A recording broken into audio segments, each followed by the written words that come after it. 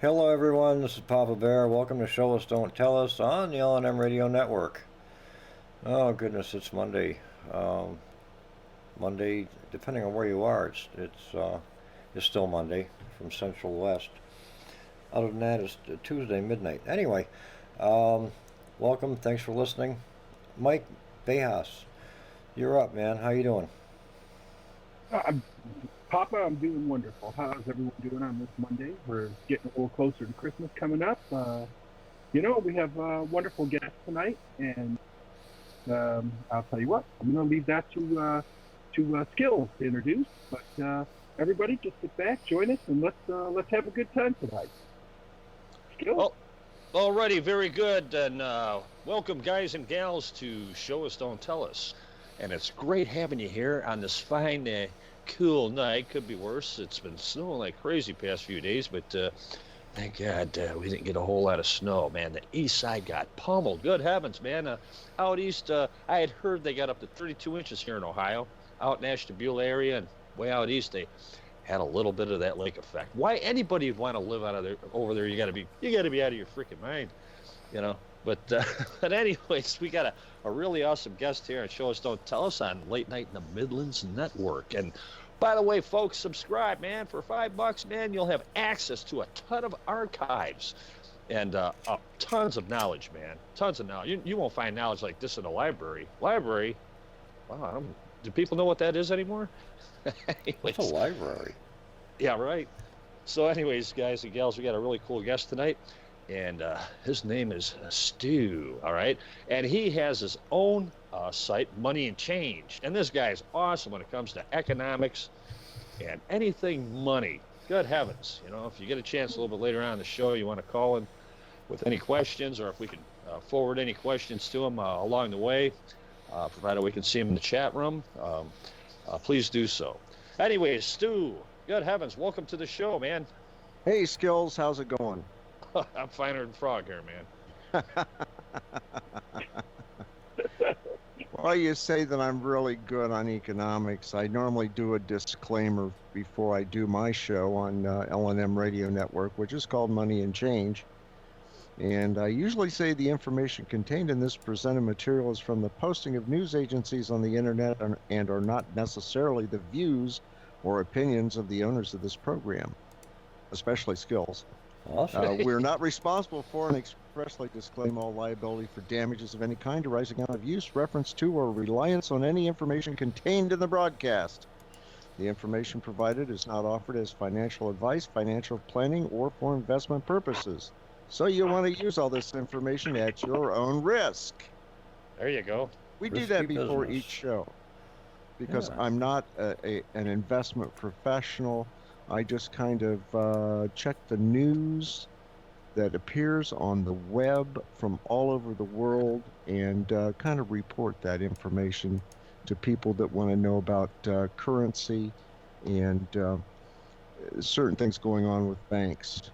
Currency, yeah. We haven't had any of Yes. that in a while. Currency? Yeah.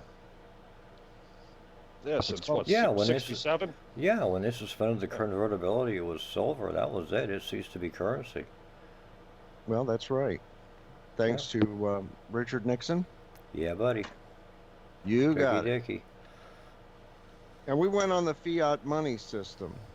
And that's paper money that's backed by really nothing. Symbolic money.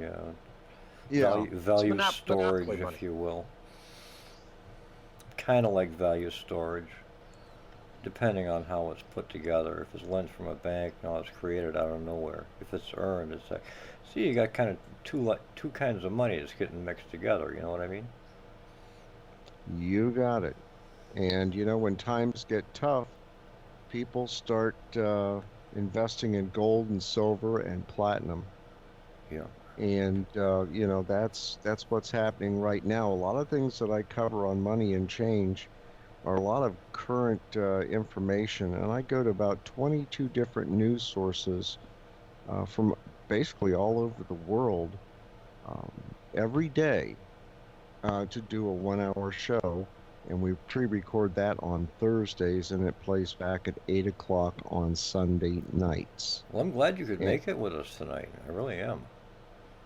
well, hopefully we'll have a pretty good discussion. You know, I've been following some stuff. I know you have some international listeners from Europe and Canada, and you know, I've been doing some research this week on the Monte Paschi Bank in Italy Okay. and all the problems that's been going on there, and then also in Deutsche Bank with their problems. And lately, the latest that I'm getting out of Bloomberg is Deutsche Bank had some information on silver fixing Yes. with other banks. And I'm Yeah. like, oh my God. I Yeah. mean, you take a look at all the banks that are out there. Not only in Europe, but you take a look at the banks in US, in the United States. Hmm. Um, the big banks have been caught doing a lot of crazy stuff. Oh, it's cutthroat. It's nasty. Well, it is, It's all sell and their own mothers. um, close to it, close to it. I think they put them on the street trying to make some money, if you know what I mean. Now, Stu, have you noticed how the Yeah. stock market jumped up a little bit after the old Trump's announcement? Well, the announcement of, our future guy. Um, and now, good heavens, people out there have IRAs. I have one, and I noticed what S&P is the one to look at closely in regards to IRAs. Yeah, you know, they put a lot of positive news out there, and everything jumps in the stock market, and it jumps either a little bit or quite a bit. Um, you have to look at that as one part of it. Then you have to take a look at bubbles. And there are a lot of bubbles out there that are getting ready to burst. And that's what I've been telling people for about the last 3.5 years. And lately, it's the bubbles are getting bigger. You have the housing bubble, not only in the United States, but also in China. And the Chinese had a lot of money and gold coming into their country, and they didn't know what to do with it. So they started building these cities in China where there's only a security guard and nobody lives there. I recall you Right. when you were on Ira's show. I listened to one of your shows, and I recall you bringing that up. Right. And, you know, they have a problem mixing communism and capitalism, you know, to their form. And they get all this money. They don't know what to do with it. And then they decided, okay, well, we'll have a loan market and we'll develop things. Well, then people get into taking in loans, and you have non-performing loans, better known as NPLs, and those are where people don't pay back their loans, or they're having problems paying it back. And you find that with Monte Paschi got stuck for billions, and they were to the point in Italy of nationalizing the bank, and the Monte Paschi went to their stockholders and said, look, we need some money to cover us, because if we don't, we're going to get nationalized, and you guys are going to get shafted out of every investment you've had with the bank. Yeah, I know what I know And what they it's were, I know what it's like to be alone. Oh wait a minute, the wrong yeah, kind of loan. Sorry, never mind. Don't. well, don't, well, no, you take a look at all that stuff out there, and Wow. you know, take a look at Deutsche Bank in Germany. They got caught in the LIBOR scandal, the London Interbank Offer Rate for gold, and they got nailed there, um, along with a lot of U.S. banks Yeah. were all tied into it. Hong Kong Singapore Banking Corporation, better known as HSBC, got involved in it. Citibank was involved in it. I believe Wells Fargo was involved a little bit. Then you get into J.P. Morgan Chase, and they really got clobbered. And then you had stories of bankers either jumping out of windows or being, well, learning how to fly off the tops of buildings, or That's last year. yeah, that was last year. Yeah. And you know when they had the Great Assisted Depression, assisted suicide. yeah, Yeah. especially, you know, when Yeah. one guy out west got what was it, 7 suicide nails. by nail gun and ended Yeah. up having shot in the head 8 times. Yeah, yeah. I'd imagine the first time would hurt. Oh, kind of. Well, you should wear a hard hat, you know. Come on. Yeah, maybe. What do you think? Right? Probably all shot it from the back, too, you know. But, But you take a look at all the banking problems out there. It's a lot of greed. It's a lot of corruption. It's the banks want to make money to make their shareholders happy, and sometimes they go beyond the legal limit. And if the banks would learn to play by the rules, everything would be a lot better, and we wouldn't have all these bubbles getting ready to burst. That's the thing. They've created their own rules where they create money. And of course, that's where your inflation comes in. Absolutely. But, you've got your whole government that's upholding their decisions as well. All your court systems and stuff like that. So this all comes back to, who's the enemy? What do you really own? How come you're a tenant in your own house? You know what I mean? So, well, a banker friend, and they got the of mine, guns. oh yeah. But I was having lunch. Our gang has a lunch at Dairy Queen, 4 days a week, and on Friday the banker comes in, and I said, how's the banking business? She says, well, I was trying to make a loan to somebody today, and she says, you want a loan? And I said, no, I don't want a loan. I own my own house. The only thing I'm paying off is a car. I don't want any more debt. And she goes, oh, darn, I wanted to make another sale today. Yeah. Well, guess what, guys? We're in a situation, if you take a look at all the bubbles that are going to burst out there, not only in home loans or car loans, think of all the cars, people buy them, and then they get repossessed. Yeah. There's tons of those out there. Yep. Yeah. Yeah. Yeah, we just had an article here about that. As a matter of fact, the problem is that they're extending these loans longer than need be. But Right. the problem is that people's payments are absolutely ridiculous. I mean, they're absolutely ridiculous. So people, of course, they need a vehicle. If you don't have a vehicle, you can't work. If you can't work, you can't pay off loans. It's a vicious circle. So, now the average car loan is you see right around anywhere from 60 to 72 months. Used to be years ago, hey, 3 years. And then if you don't tops fall 4. for it, you stay away from the licensing thing and you go ahead and travel, well, you're too risky. They don't want to take the risk. You're not going to make it into work, because of the Gestapo. Yeah, absolutely. And you know what? The result of that is that you see, and you have seen over the internet and all over the different places, all these automobiles that are perfectly good automobiles that are sitting, and they just sit and they rot away and they sit, and yet they go on out and they make more. So how are I don't get it. I just don't get it. Unsold ones, yeah. Anymore, you always anymore. Every freaking commercial I see is pushing a lease. So I don't know what kind of money they make with a lease as opposed to, selling you a vehicle. But every commercial you'll see, and you can. The one that blew me away was that Land Rover, man. Oh, you can lease the Land Rover for $749 a month. How much does that frickin' thing cost to begin with? Well, do you know why? Let me tell you why that they push a lease. Because first of all, you can hide a lot of debt in a lease. Okay, you can hide a lot of debt. So when these people are upside down on their cars, I had a salesman explain this to me one time. When they're upside down on these cars and they go and they turn in a car, understand they're getting a car that's already been paid for with interest and everything else anyway. Okay, so you're upside down in it. So you're trading in this car. They're keeping this car. They're going to resell that one again anyway. Put it on the used car lot or wholesaler or whatever. Now you're paying for a lease. You're laying a down payment for a lease, which is an average of $2,000 to $3,000. So you're having to come up with $2,000 or $3,000. Okay, and then they've got this low payment on the lease, and they topple on top of it, which you still had, which you were upside down. However, you're leasing it. After 3 years of doing that, you have the option of buying that lease, buying that car. Okay, if you don't, then they go ahead and it's almost like a fleet vehicle, and then it's sold off.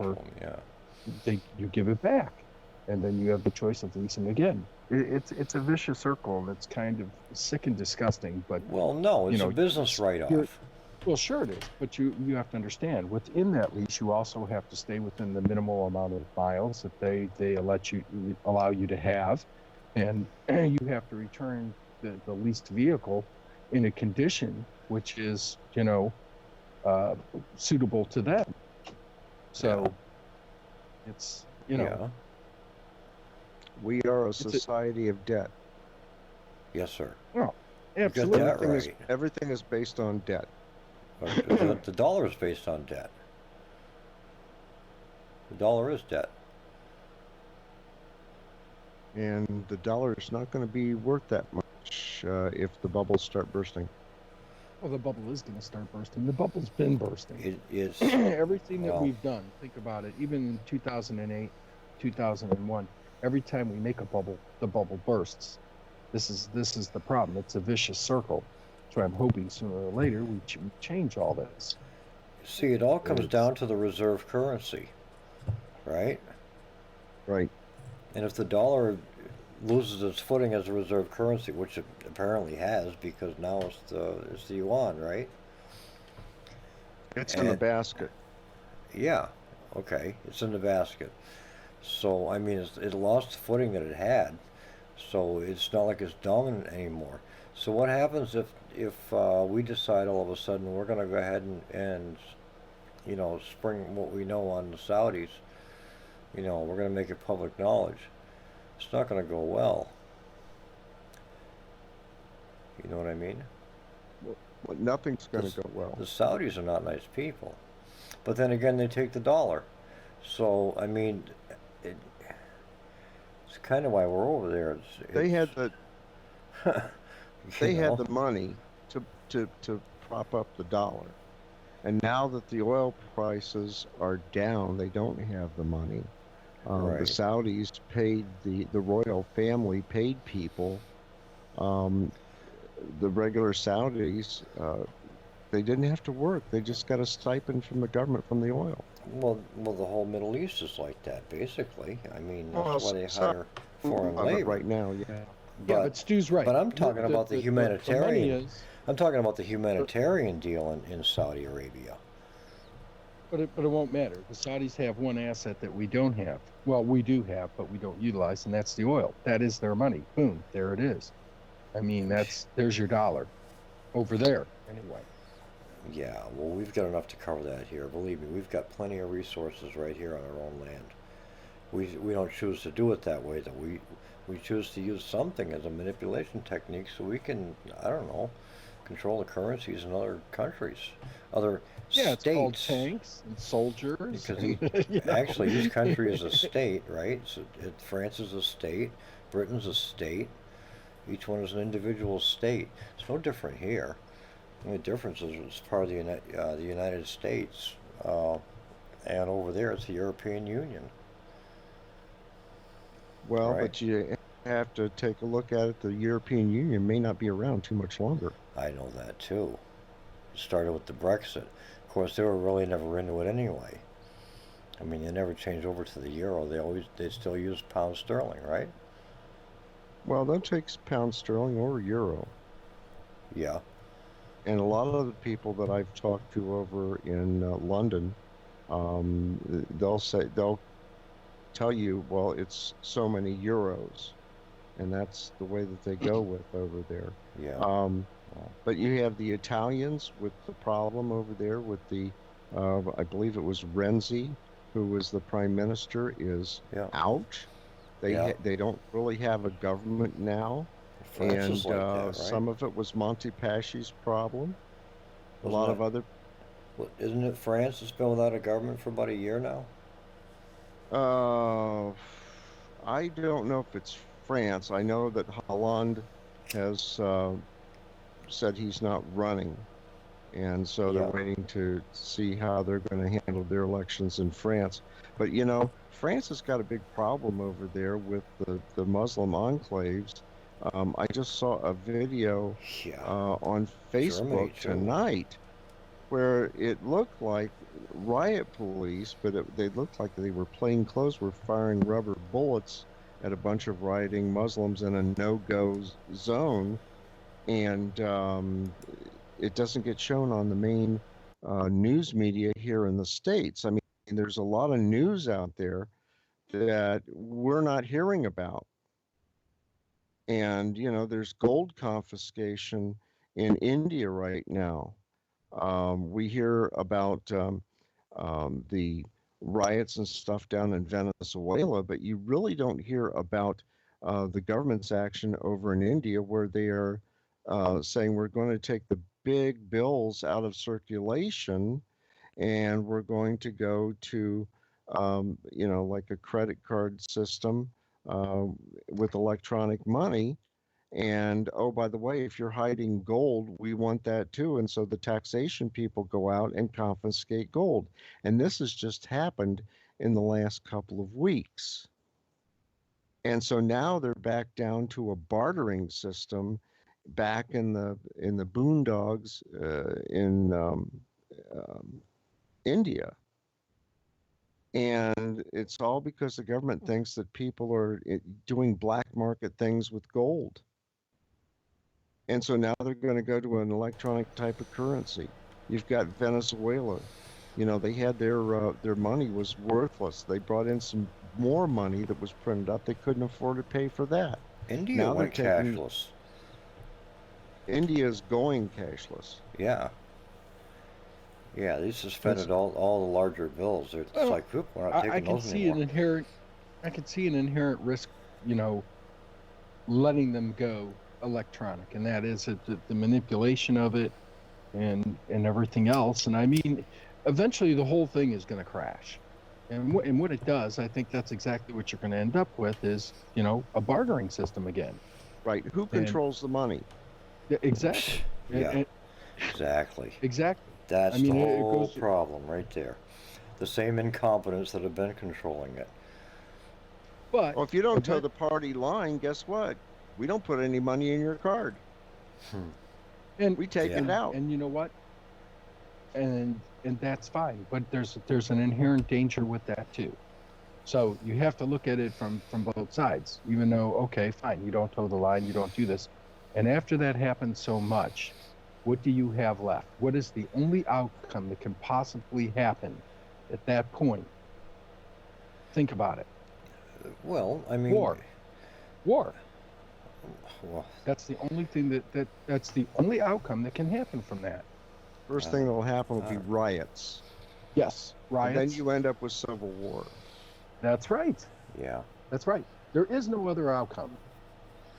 Or you just admit and say, look, yeah, I know you own everything, so, everything for my labor and all that good shit too. Yeah, I understand it. Well, take care of me, I'll take care of you. But then what happens one day if you wake up and you find out that the dollar has been depreciated by 60%? Doesn't affect me. Well, but for a lot of people, if you go to if you go to the grocery and suddenly the prices suddenly jump 40%. Yeah. I mean, we've had a lot of hidden inflation here in the States. Yeah. Yeah. Then you have riots again. It goes back to that same thing, and that's what you're going to have. And I mean, although it doesn't affect you, it does affect you. You just don't see how it affects you. But you start taking people and start taking money and start taking food and start taking everything from them. Okay, you will become one of two things. You will join those people, or you will become a victim of those people, because when people see that other people have, or how it doesn't affect them, they have tendency to do stupid things. Stupid things lead to rioting. Stupid things lead to war. Stupid things lead to, you'll see houses get attacked from rioters, people going in, taking food, stuff like that. Yeah. So they're walking a thin line too. Understand? But a lot of people are waking up to it, and they know where to take their aggression out on. It's the ones who don't. Those are the ones you got to worry about. Well, I'll tell you what, moneyandchange.weebly.com, that's the website that I handle. And we set that up for the show. It's just MONEYANDCHANGE which is WEEBLY.com. We cover a lot of stuff like the national debt clock and articles from Zero Hedge and Bloomberg and everywhere. I even have to translate some things from Der Spiegel in Germany. But you take a look at preparedness articles, for example. I've got sections at the website with a lot of preparedness articles on depression living, things about how long does dehydrated or freeze-dried food last after you open it. What do you do? Like we're going to talk this week with tough economic times ahead. 4 things everybody ought to do to prepare for an economic recession. Now, according to what I've been hearing, we may not have a recession. We may have a depression, and it could get as bad or worse than the 1929 depression. But what they're saying in this one article that I'll go over this Thursday when we pre-record the show, start having a savings, put some money aside, keep some necessities like long-term food storage, store up water, and be able to purify water. Whatever happened to the currency reset? It's It like hasn't happened. Every other country knew about it except us, and of course we're still in the dark, It happens when it happens. It could happen overnight. Yeah. If the right storm happens and the stuff hits the fan, chances are, with the way things are in Europe right now, with the problems that Deutsche Bank has, and if you study the interrelationships with Deutsche Bank, they're interrelated with a lot of the biggest banks in the world through loans and hedge funds and everything else. So if Deutsche Bank goes down and little Montepeschi goes down, and then you have Commerzbank might go down. I mean, who knows? And then it starts going into the Swiss banks, and then it goes into the banks in London, okay? And spreads over to the States. It could happen there, and maybe 3 months to 6 months later, it happens in the U.S., or it might even go quicker. And so, like I've told people for the last 3.5 years, what you need to do is pay down your debt, put some money aside, buy long-term food storage, okay? Also, be able to purify water and keep a lot of water on hand, and make sure that you have enough medicine that you take, and especially if you're a diabetic, you better have extra medications. Also, make sure you have vitamins, because if a grid down situation happens and you don't have the grocery store available, you don't have any way to barter with things, you're going to have to live on your own and protect your own stuff. And, you look at a grocery store, and I imagine even in Europe, in Tesco or Aldi's, here in the States, it might be Kroger's or Teeter Harris or Walmart, or Costco. They can be cleaned out in about 3 days because of the amount of inventory that they have on hand. They generally replenish every 3 days. And so in 3 days' time, if suddenly the financial market drops out and people don't have spare money to go, and the ATMs are clogged and you can't get into your ATM and your credit card won't work, the stuff has hit the fan, and you have to be self-reliant at that point. So you better have some long-term food. Now, what do you call long-term food? It's freeze-dried food. Yeah, rice, and, pasta. A good... Welcome back to ramen noodles. Oh, yeah, tons of salt. Tons of salt. Yeah. But I'll tell you what, in a pinch, it works. But, it's like a lot of people will say, well, gee, how do you learn all this stuff? Well, it's a lot of research on my part, but you go to the LDS, which is the Church of Latter-day Saints, and you go to the LDS.org website to the preparedness section, or I forget what else they call it, but you can buy rice, beans, potatoes, potato flakes, and other things through them in bulk that are freeze dried, long term 25-year shelf use. You might be able to carry it longer than that. You can go to a place called beprepared.com. There are plenty of other places where you can get freeze dried foods. And you start storing this stuff. And you say, okay, I've got all this food. Okay, do you have toilet paper? Well, just enough for a week. Gee whiz. You Oh, better no, have no. enough for a year and a half. That's good bartering stuff right there. That and matches and coffee. Oh, that's right. And also alcohol. Mm-hmm. Yeah. Yeah. So you run into all of this out there, Yeah, and 'cause you when it take a does, look. Go ahead.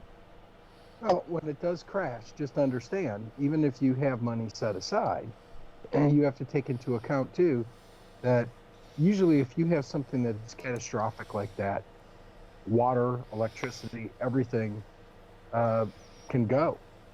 So Yep.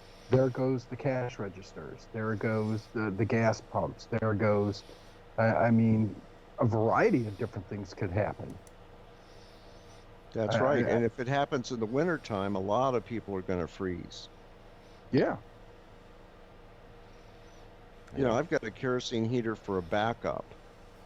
I've also got propane, but my system here runs on natural gas. I've got some electric Eden Pure heaters if I need to pull them out. But, you know, kerosene is only going to last you so long as far as being supplied, so you're going to have to maybe go to a wood-burning stove, and you have to learn how to make a rocket stove to be able to cook on and probably provide heat, and you have to learn how to vent that stuff off. You have to make sure that you have plenty of warm clothing and sleeping bags in the house just in case it does get cold. There's a lot of what ifs, and people will ask me, they'll say, well, hey, you know, if we pay down our debt and we put some money aside, and especially in low denomination notes, and we get all this freeze-dried food in, we get our meds in, and we get our vitamins and our water and all that kind of stuff. Well, gee whiz, can we go ahead and just invest in gold and silver or platinum? And I say, well, if you want to, at that point, but not until you get to the point where you are prepared enough that if the system crashes, you're good for 72 hours. Or Right. that's in an emergency, like, for example, down at Pigeon Forge, Gatlinburg, in that area, when they had that dreadful fire.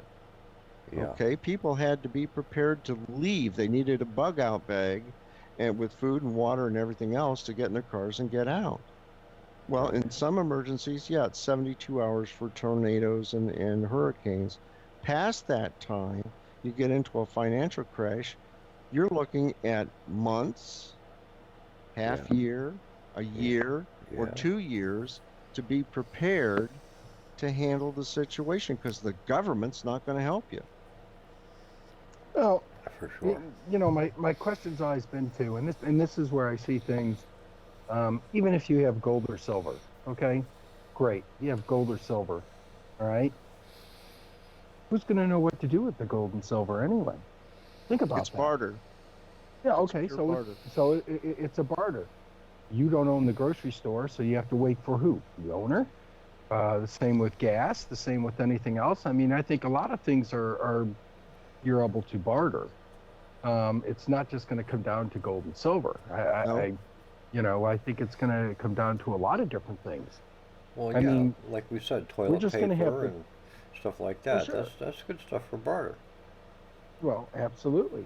But, I'm just going to tell you that if you have the intelligence to do that, you're talking about a lot of people that are going to be panicked at one time, and things are not going to cross their mind at that time. That's right. Well, hey, So you're dealing with an intangible there that's you're going to have catastrophic events, and it's going to happen. it's probably why it So- doesn't pay to be in the city when this happens. That's right, because of the Oh, riots. Absolutely. Yeah, absolutely. You know, so if you're living in the city, then what at that point in time? Do you abandon ship, take what you can, go as far as you can, and go where? You know, I mean, I think that you have to expand your thoughts and say, okay, as an entire family or as a collective whole, hey, we need to meet up here or do things. I think you do. You have to have almost like an evacuation plan. It's not going to be good. You know, it's not going to be good. And the people that are in charge of it haven't, listen, if you're going to trust them, I mean, you know. Government. That's right. You trust yourself. Trust That's it. behind You, with the you develop a government. network around you to be able to do things. There's a guy on YouTube that I have talked to, I've corresponded with. He has Southern Prepper One is his show, and it's on YouTube. The guy's name is David Kobler, Kobler, and he's out of North Carolina. And the guy really knows his stuff. And if you get a chance, you want to check out his YouTube, because it covers a lot of preparedness things. What do you do if? What is your network of Right. people around you? You know, they had a big fire at Pinnacle Mountain, and he was very close to Pinnacle Mountain and very close to the fire. Matter of fact, it came up to his property on the other side of a ridge, and he called the people in his network to come over to his house and to start moving valuables to another location. And also they stayed around to help put out any fire that would get to the outbuildings and his house and everything else. And then they went around checking other homes to see if they needed some help putting out any fires in their neighborhood, because some of the trucks. Oh yeah, but it was his. It was his little group. It was his little group of about 20 people that would help each other out to get things done. And Dave showed that on his show. He showed about long-term foods, little camp stoves. You pick them up for $50 or something, and you could you could heat, or you could cook on them, boil water, whatever. And Dave is very good about this, the way that he does his shows. And he talks about communications. You know, if the grid system goes down or you've got riots in the streets, you're not going to go out. You're going to stay in. Why? Because you want to protect yourself. You want to protect your family. You want to protect what you've got. Right. You know, and there's communications. There's FRS radios, GMRS radios, CB radios, ham radios, you know, to get the word out, to network to the different people around you. And Dave covers that very well. Have yourself a good generator. You know, get a generator, get a good generator, because when the system goes down, you're still going to need a generator to run those ham radios. You're still going to need a generator to do this. Get yourself some protection. Well, you know, no, you have no choice. Protection's number one. See, Absolutely. now, a few guys had gotten into this. Generators, awesome. Thought about that. Okay, you still have to power them. Not only that, that's advertisement. That's audible advertisement. Oh man, Yeah. hey, what's that I hear running? Oh, well, that guy's got a. We hit the jackpot, man. Let's follow. Where's this coming from? Oh yeah, that guy's got a generator. Who knows what else he's got? Oh yeah, that's number one target. See, Believe that's me. the problem, man. Generators, Generators are not run out of economical. gas. You could say the yeah, same. right. You could say the same thing about automobiles. You could say the same thing about anything else. So have a dog. Advertise that. Have, you know, I mean, you could say the same thing about a lot of things. You can't look at it like that. You can't Right, live in a well- bubble either. Well, You can put- generators don't bite. Yeah, okay, Well- I'll run with a dog, but generators don't bite back. You know. I just have a generate- recording of a dog. Yeah. So, I mean, there's a lot of things that you can do, but the bottom line is you're still going to need one. Listen, if the grid goes down and you do have one and you only have to fire it up at certain times, okay, even though if it runs out of gas, I mean, you're going to be conservative. Your mind is, as a human being, you go into self-preservation. Let's face it, you do. And you're going to have a couple things on your mind. A, you're going to protect your family. B, you're going to protect any type of assets that you can. Okay, because you need those for the long term, for the long haul. That's the whole point of all this. I mean, you don't count on somebody else to do it. Okay, I have a gun here at the house. What's the average police response time? What, 10 to 14 minutes? Do you think that I'm going to sit there and try to barter or reason with somebody that's breaking in? No, I don't have that kind of time. And he could hurt my family and steal the things that I've worked hard for that I might need at a bad time. So you are going to be smart. Hopefully you're going to, have a network of people so that they can watch out over each other. Right. And That's key and be right prepared. Yeah, and that's key. what you need. And that's why that worked for him with that fire. These Right. people put together at the right time and said, whoa, we have to stop this here and now and create a fire line here so that we can protect what we have to protect each other, because in the end, if Joe runs out of food, we can help him out because we still have extra food. Vice versa, he's got a gun, he'll make sure we're protected. We got to stop this fire. We can't let it hit part of our shelter. It's smart. I mean, really, it's smart, and you Hey, should. There should always be that. Stu, what's going on with the stocks? I mean, it seems as though like when they elected Trump, it hit like a record high or something, and now it's hitting record lows. You're going to have that expectation when somebody comes in and there's positive statements. The stock market is like a rumor mill. And if you go in Speculation. and, it's pure Yeah, speculation. Right. And what happens is you draw people in, and then remember the old phrase, you buy low, sell high. Yeah. So you get these guys in there that say, oh, wow, this is great. And sometimes they will manipulate the stock market by driving stocks up to a certain point. And then when they think they've suckered enough people in, then they start selling. Right. Yeah. They take the money and run. Yeah. And that happened in the gold and silver market with LIBOR. They Right. were manipulating the market. Right. So, Well, for the average guy to get involved in the stock market, I would say think again, and you might as well start buying probably precious metals rather Yeah. than go into the stock market. You know what's Survival interesting is gear.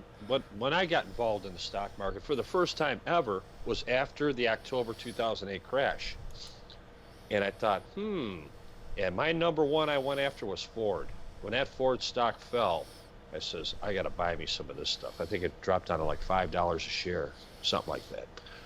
So I didn't buy a ton of it, but I bought a nice chunk of change of it. And well, I was laid off for 11 months in 2009, and I wound up having but I tripled my money on it. But I mean, when I saw Ford stock drop, I says, it's a no-brainer, but that's an interesting time. I thought I'm gonna get involved in the stock market now right after the crash. I made the right choice, I just, who knows, Well, there's Kiplinger has a newsletter that they put out, and they say, you have to take a look at things in the long run. And over time, these things will straighten themselves out. And you've got a lot of speculation right now because of Trump. Okay. right. And so you get everybody builds it up, they sell when it reaches as high as they project it to be, they get their money and run, and they leave a lot of people hanging only to reinvest it someplace else. And the stock market is not for the faint of heart. Rumor It's- is that DuPont's going to bring 100 people into Michigan. Oh wow, 100 people. Well, to start with, and they're going to move 100 jobs back in, so it's a couple hundred. You know, if we can but move a it's a lot of start. jobs back in, it would be great. And if Trump can convince companies to, hey, come back to the States, you know, if you can, the problem is you've got a corporate tax of 35%, maybe up to 37. Right. I'm thinking it's around 35, which is the highest in the world. If we reduce that, a lot of the companies will come back and invest in the United States. Yeah. But for Yeah. some reason, the liberals don't understand that. Well, yeah, but I mean, come on. They wind up making a deal on their taxes anyway at the end of the year. It's basically how it works out. Well, U.S. yeah, U.S. Steel is going to be firing back up too. So it kind of looks like things are starting to look up. I mean, since Ford decided not to move their plant down in Mexico. And why did they decide that? Think about that.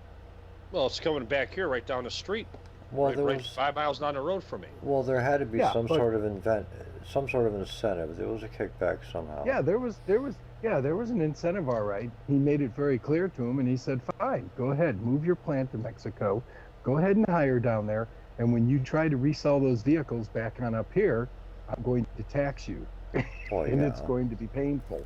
Yeah. And they decided, okay, we're not going to make enough money off of that to to make the profits that they want to make. Yeah, he's going to make it painful for him. I mean, it's not that I would say that the liberals are doing everything wrong. The problem is that everybody's playing with money they shouldn't be playing with, and That's right. That's what it is. Quit playing with the money, and use it for the intended purposes, and everything will be fine. Well, And yeah. Forget it. They're never going to do it. It's that's never what gonna you run into. It's never going to happen. It's never going to happen. I mean, how much money they're throwing away overseas, right? I mean, yeah, let's go ahead and fund this country, or let's fund that one, you know. You don't Right. want to know what that list looks like, and Ira knows what that list looks like right, because I but got it off of him. It's horrifying. but the problem is that now you've created an artery. This country's connected to this country. So when you shake the artery over here, Yeah, Okay. but I mean, you're causing a TIA over here. our I mean- Constitution was written so that any taxes that are collected are to be apportioned, to be divided back out among the states. Not to No, be but- sent, over to frickin' Israel or Kuwait or wherever it's going. Yeah, but you're past that part of the game. Okay, you're in reality now. It doesn't matter how it's written. It's what's And happening. there you go. And that's the reality of Okay. it. They're never And going the- to do and what the- they're supposed to. That's the reality. Okay, so you're already past that. It's irrelevant what is written. It doesn't make a difference. Here's what makes a difference. If we have something that happens into our economy, we're shaking the artery. Boom, Japan's going to feel it. Boom, somebody else is going to feel it. It'll scoot over to London. Maybe it'll scoot over to China. Maybe it'll scoot over here and there. Guess what happens when theirs did? If you remember, China just had their stocks bottom out or fall just about a couple of years ago. Okay. Right. And what did it do? It affected us. Okay. Yeah. Maybe not directly, but indirectly enough that it became a problem. Okay. I mean, it's the same with Japan. If It's Japan called had- globalism. And I That's think it. the reason why a lot of the manufacturing went to China was because of the manipulation that we did on the currency over here. I mean, we blame them for it, but my God, I mean, there's got to be a reason why the stuff is going over there and then coming back. Why it's cheaper to be done there. Cheap when we were labor.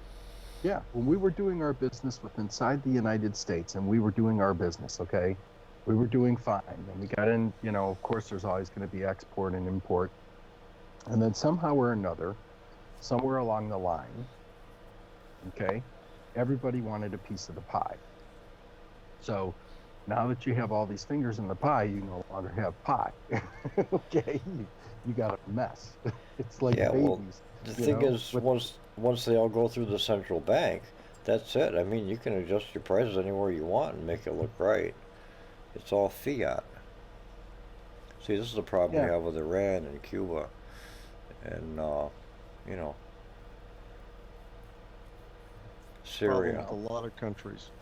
Yeah. yeah. So now the thing is how do you fix it? So how do you fix it, Stu? You have So what to do you you got to reset everything. You what got to go back to a gold back currency. Actually, you have to go back to a currency that has the gold content in it or silver okay, content in it. now okay, so there's your solution to that, right? Now do it without a panic. So you have to add in all these different factors now too. Okay? You want to reset it, but you're going to have to reset it Dude, we in can't such a have an election without a panic. Come on. there is my point. There it is. So Well, that's what really pisses me off. You know, when you think about it, hey, when Obama was elected, did you see riots? No, you didn't see them. You know why? Because everybody had to go to work the next day. Yeah. well, you Yeah. have you, it's like okay, like Mark posted up tonight. You have all these different things. People all of a sudden after this election, before the election ended, we were worried about war with Russia. Listen, no one wants to get into a war because nobody wins. Everybody knows that. The only people that don't know that are terrorist groups like ISIS that really have no purpose here other than to hurt people, What do you mean? or North Korea. What do you Or mean North nobody Korea. wins? All the businesses win when it comes to war. That's where the money is. Hello. Listen, you get into a war like that, nobody wins. I'm telling you, Yeah. nobody wins. You might think that the businesses win, but the businesses still need customers too. Gun Okay? manufacturers and Ford Motor Company and oh yeah, all those vehicles they're gonna need and all that good stuff. Well, oops, arms. You're gonna have the arms. You're gonna have the bullets. You get, oh yeah, and then of course you gotta have the protective gear and the camo and oh yeah, there's a lot of money in war. A lot of money in war. That Well, You was mean declared, in skirmishes? You mean in skirmishes? that See, was not in declared war. years Not ago. when you have a nuclear war, or you have anything like that. Oh, nuclear What's your war is definition of different. but isn't it not war? See, Yeah. now you're talking Come on. about skirmishes. You aren't talking about war. Come on, there's a lot of people here. You gotta extinguish a few every now and then. That's what war is all about. To keep the population control. Besides, there's Isn't money that in it. isn't that what having the money and controlling the money is too? Is that not population control? Pretty Of much. course it is. Hey, why don't we It's take all a why don't we fall out for a bladder break? What do you think? Refill our Java bowls and all that good stuff. Like as you say, Papa, out with the old and in with the new. There you have it. All right, we're gonna take a few minutes break. We'll be back. You're listening to Show Us Don't Tell Us on the LNM Radio Network. There's a lot going on out there today, and most of it's just pretty much hidden from us. They don't want us to know what's going on. You know how it goes. The elite. Never mind. I'm just babbling. Welcome back. Good heavens. Papa's Welcome back. back, ladies and gentlemen, guys and gals, to Show Us Don't Tell Us with our guest, Stu. Hey Stu Shear. guys. Stu Shear. We talk a lot about money and change and stuff that goes on in the world. And during the break, boy, we were really gabbing it up, right, Mike? Yeah, we were talking a little bit about the panic that seems to be on everyone's mind between Russia and the United States, or China and the United States. How we're made to believe right now that these things exist, and it's just something that you can't look at this stuff. Okay, this is the same thing, the same smoke and mirrors that people put out right before the election. Oh, we're going to get into this nuclear war. Okay, nuclear war is not going to benefit these people. You can't make money off of nuclear war. Okay, and then if you get into no. when you're talking war, and you're talking war about superpowers that have this, okay, and especially with egos and everything else, okay, no one wants to look bad.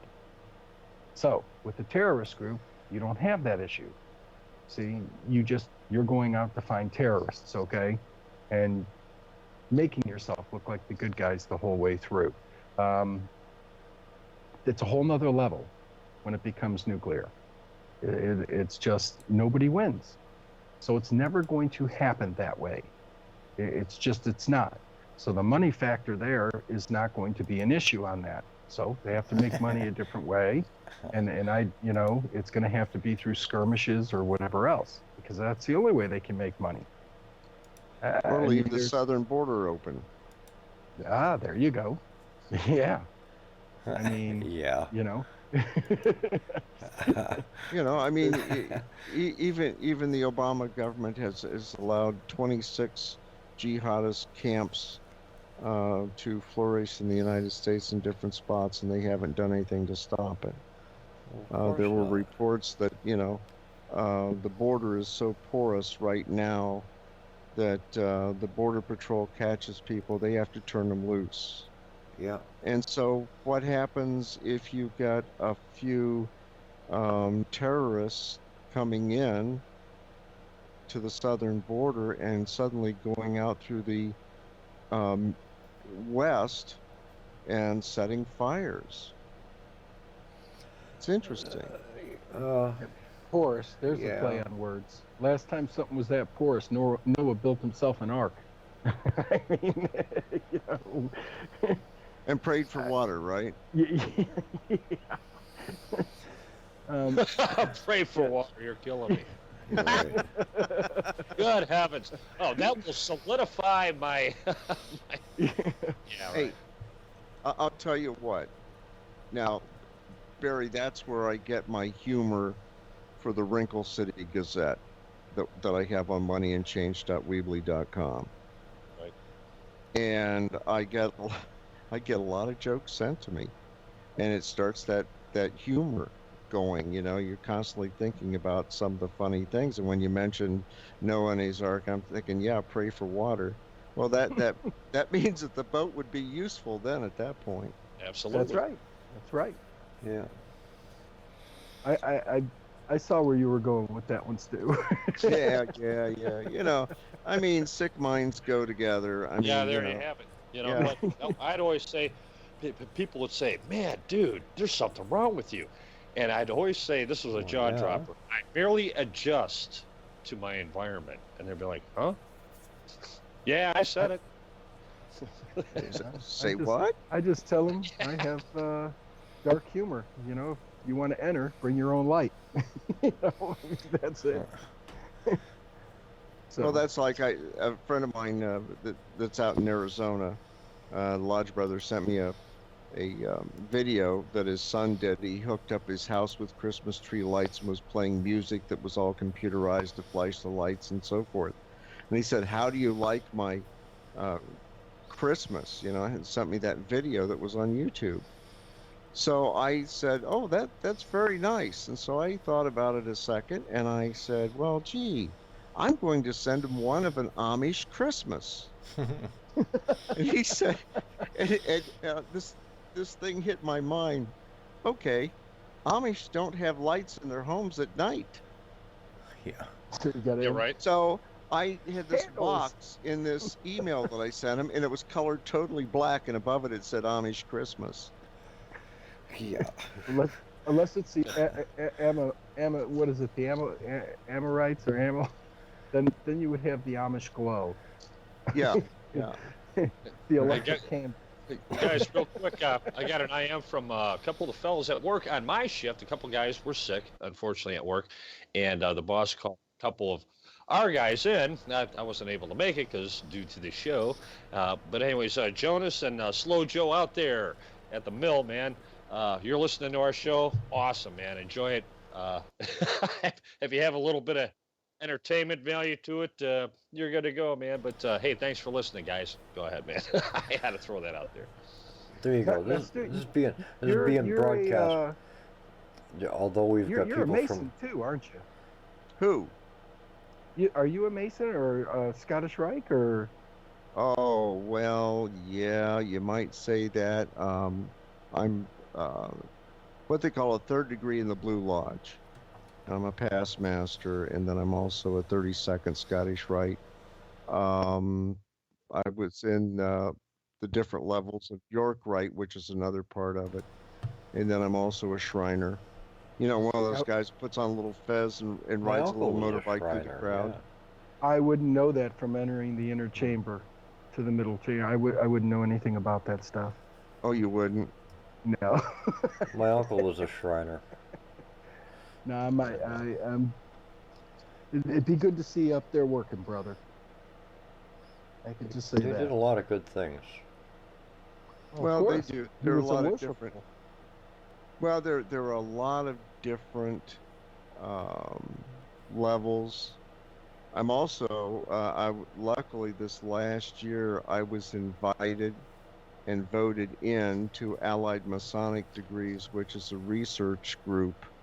We meet 5 times a year, and we discuss different things that are going on in the lodges. We do some research on different aspects of what happens in Masonry and so forth. A lot of discussion. You know, a lot of people say, well, you're out to take over the world. No, sorry. Sure we are. Nah, we're just out there to say, hey, we can take a man and make him better. That's And it, right there. that's it. And they say, well, you've got all these secrets. Oh, yeah, we've got secrets for initiation only. Ask us about anything else. You know? Ask. Yeah. You want to be one? Ask one. That's it. I take it you're a brother also. I am. I'm a matter of fact. I'm out of the Hillcrest Lodge. My mother is 397 years old. AMF Lodge in Desell, South Carolina. I'm a 3rd degree. Ah, good. Well, my lodge is Warren Lodge, number 24 in Ohio. And we were the 24th lodge formed. And I think ours was in 1829, if I remember right. Or maybe it was, yeah, I think it was 1829. And that goes a fur piece back. Yeah, and no kidding. Wow. I was the last of the non-repeating masters of the lodge. And we had 105 non-repeating masters. And so now we've had some that go, you know, a couple years in and so forth. Somebody takes over for a couple. But you know, I've been involved in it. I'm not a good Mason by going to the shrine all the time. I've been there a couple of times, but you know, you pay your dues to help out other charities, the children's hospitals and things like that, the Burns Institutes. And the same thing with learning disabilities through the Scottish Rite. And we've got for our Blue Lodge, and I don't know about what you have down there, but we have the Special Olympics, and that's a big thing that we do here in Ohio. And when they do the Special Olympics, it's over at Columbus, Ohio, at the Ohio State University, and it's a neat thing. And absolutely. We've got retirement centers. Not far from me in Springfield, Ohio, is a big Masonic retirement center. There's also several up around Cleveland and Toledo, and you know, elsewhere about the state. But it's a fraternal organization that people that just like to get and do things. We talk about a lot of stuff. It's a brotherhood. Yeah, it is. It's a brotherhood, and we're not trying to take over the world, so don't panic. Okay, we're not having secret meetings as to how to take over the world or anything like that. What goes on inside the lodge stays inside the lodge. Pinky in the brain, yeah. You know, and it's nothing. It's just the opposite of what you would think. I mean, basically, it's to charities, it's to everyone else. It's for helping mankind. It's to make you a better man, and that's what it is.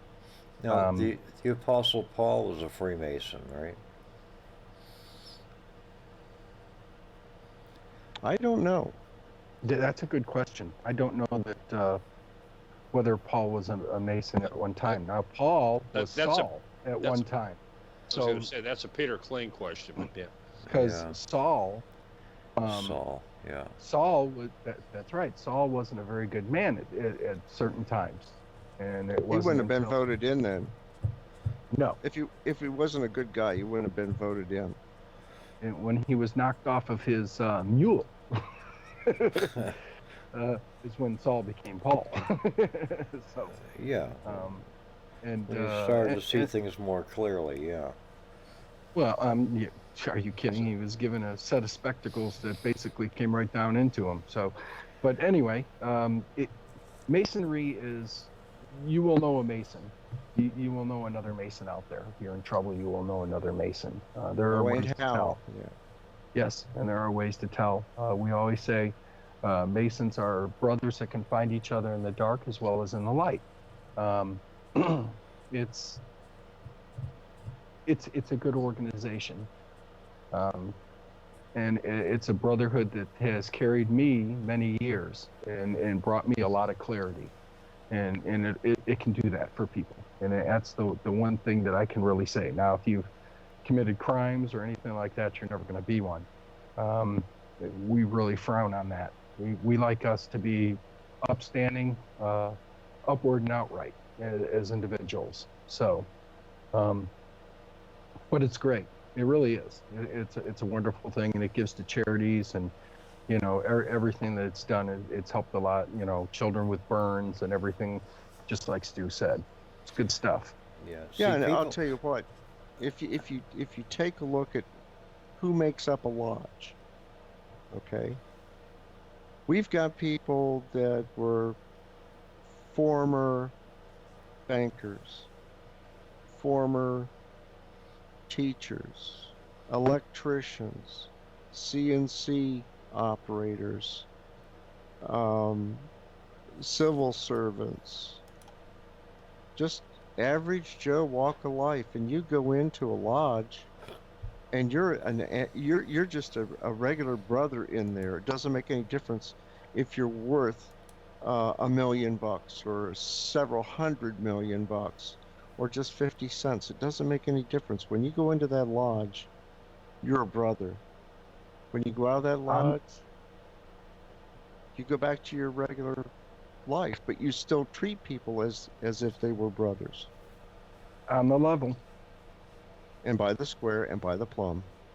There you go. That's how we meet, brother. The That's plum absolutely. bob. The plum bob. And it doesn't make any difference.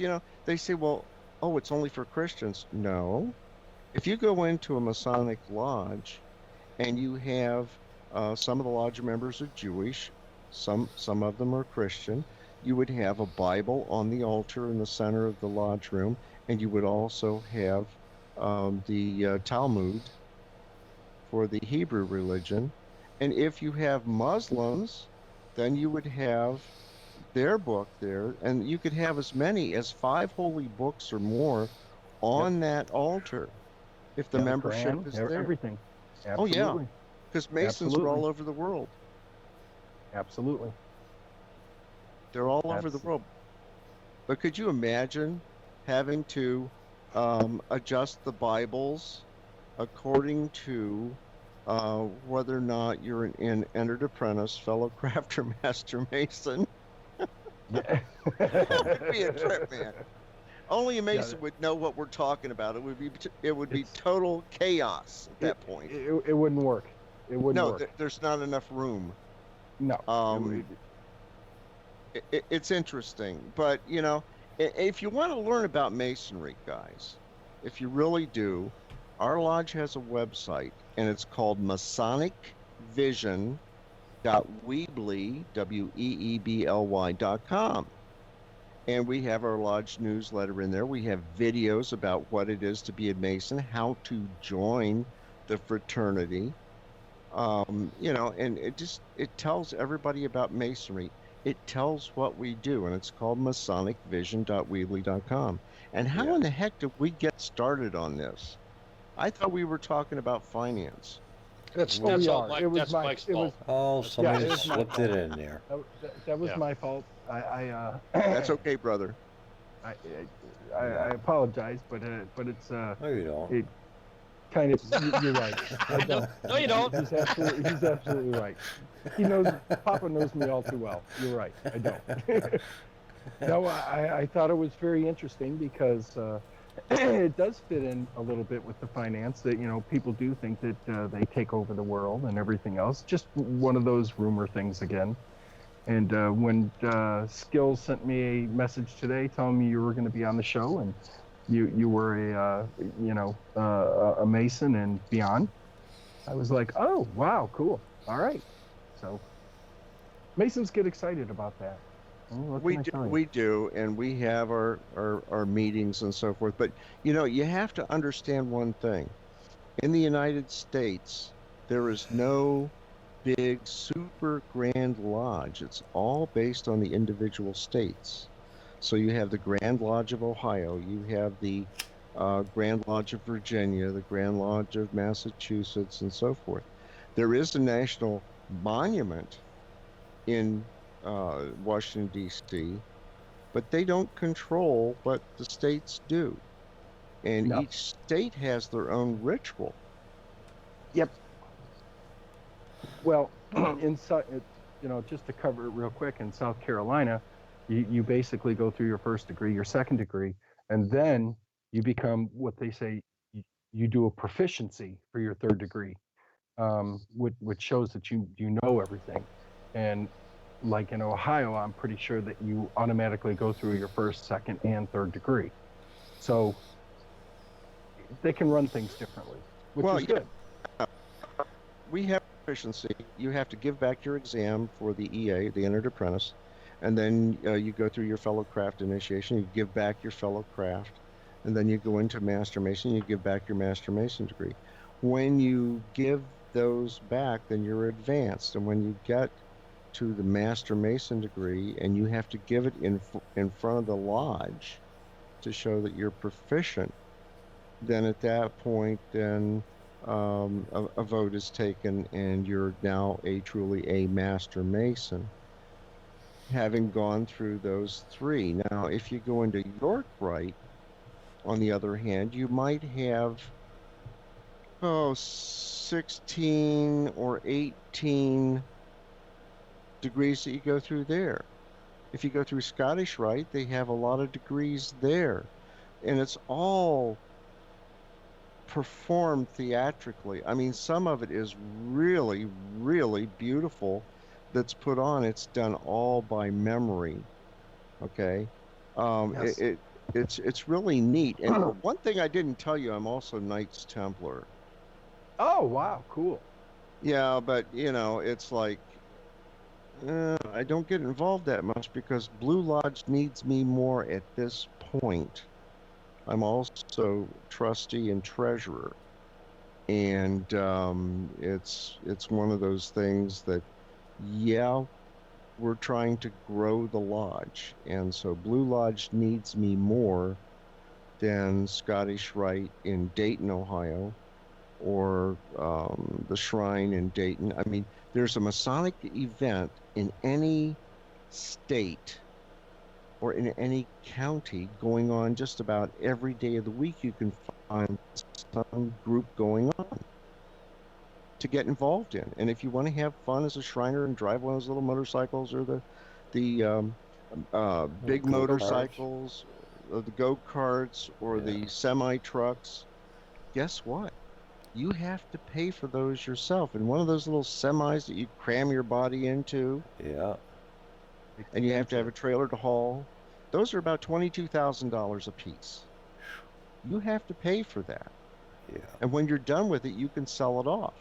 Now, if you're in the motor corps with the big motorcycles, the Hondas or the Harleys, whichever they go with, down in Dayton, they have their white, I believe they're gold wings that they use. I might be totally wrong. They could be Harleys, but they're all white. Yeah. And you have to go through training as to how you ride those bikes and how you keep them up. You have to buy the first one.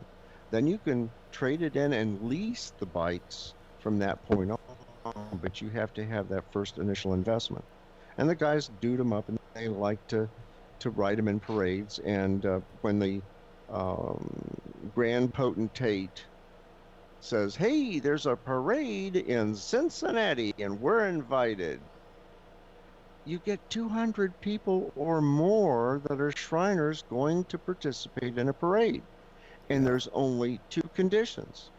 Number one, you have to have a staging spot for everybody coming in, a very big parking lot, in other words. Yeah. And you have to feed them. Yeah. Other than that, man, they'll show up to any parade if they're asked. Just those two conditions. Right. And we do enjoy our food. Yeah. I don't. Oh, there's a meal after or before every lodge and a snack afterwards. Yeah. I don't think they'd like me too well. I'm kind of an outlaw. Although I don't have a record, I'm still an outlaw. Well, do you like food? Not really. It's okay. Oh, You then, know. you don't I like mean, food. you know, He okay. didn't fall for that, I Stu. eat to stay alive. You know. I mean, that's about it. I weigh 130 pounds at 5'9". Come on. Oh, You come know. on, join our lodge, you'd be 300 pounds. I imagine, huh? Well, we feed our people. Yeah. I don't weigh much. Oh, you can't be bah humbug forever, Papa. I don't eat much. I don't do much of anything actually anymore. You know, Michael, I told the story to Stu in regards to the Masons. Said now when I had gone to Michael, I checked out the lodge in Westlake, all right, because I inquired about this about I don't know 4 years ago, you know, and the guy that runs the place, well, you guys know what his proper name is, but but anyways, he says, yeah, come on over, you know, so I did. And he showed me around the whole place. Took me into the temple itself, you know. And I got an eyeball because everything's strategically located, you know. And then he told me a story about how some guy had visited from England, and I don't know, he didn't have the credentials at the point in time to, you know, he wanted to attend a meeting, and so they went in there and he says, hold on a second. They kept him outside, you know, rearranged everything inside. They said, go ahead and put everything where it's supposed to be. He went in there, he put everything back where it's supposed to go. Said, okay, you stand back out here. They looked in there, they said, okay, come on in. Yeah, well, usually to attend a meeting or do something like that, you have to be a brother of good standing. You have to prove that, you know, you're proficient before they'll even let you in the lodge. And you were asking who's in charge. That's the worshipful, just like Stu was, sits in the east. I mean, there's a lot to it. And when my father, when he passed away, when you remember that, Barry, and he passed away, of course, he was Scottish Rite. So when he was buried and given that ceremony, it's very beautiful. It's very nice, and it was very relaxing for the family. It kept us a lot more at peace and calm. It was something that he loved doing. I can't say enough about it. I just, you know, it's just one of those things that will make you a better man. It will. That's the ring ceremony. I had been to one wake, and it was my wife's uncle. It was Masonic, and it was first time ever. And you had the fellows that were there standing off to the side, and they all had a pine tree leaf in their hand. You know, and after the ceremony, they placed it in the coffin. You know, and in regards to that symbolism, you tell us. Well, I guess you're referring to a sprig of acacia. Stu, I'll let you elaborate on that. Well, having officiated at a bunch of Masonic funerals since 2000,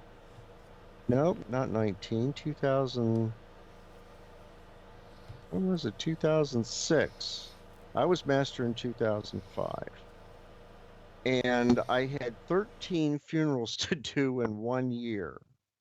Ooh, that's a lot. And we don't do ours from memory. Some states do. We have a book that we read from because there's no way that you can memorize a total of 23 pages of material. Yeah. And what we do when we do a funeral service is that we will assemble in the funeral home or the church, wherever the service is going to be held. We will meet, we will discuss who is doing what in the service.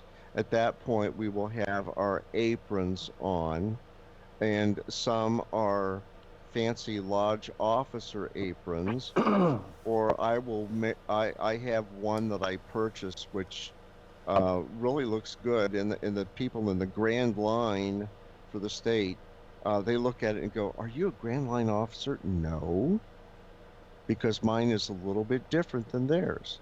But I use that for the funeral service. So anyhow, what we do is we walk in a processional into the area where we're doing the service, whether it's the church or the room in the funeral home or wherever, and we line by the casket or the urn on different sides, and we read through this whole biblical based service, and we have a discussion between the master of the lodge to the people assembled and also to the chaplain who reads, and then there's another section that goes to maybe a senior warden, and that's the apron lecture, where we talk about the emblem of a mason, the purity of the lambskin apron, what it's deposited on the deceased person, and if they're cremated, well, then the apron has to go with the body to the site of cremation, so it's in the urn.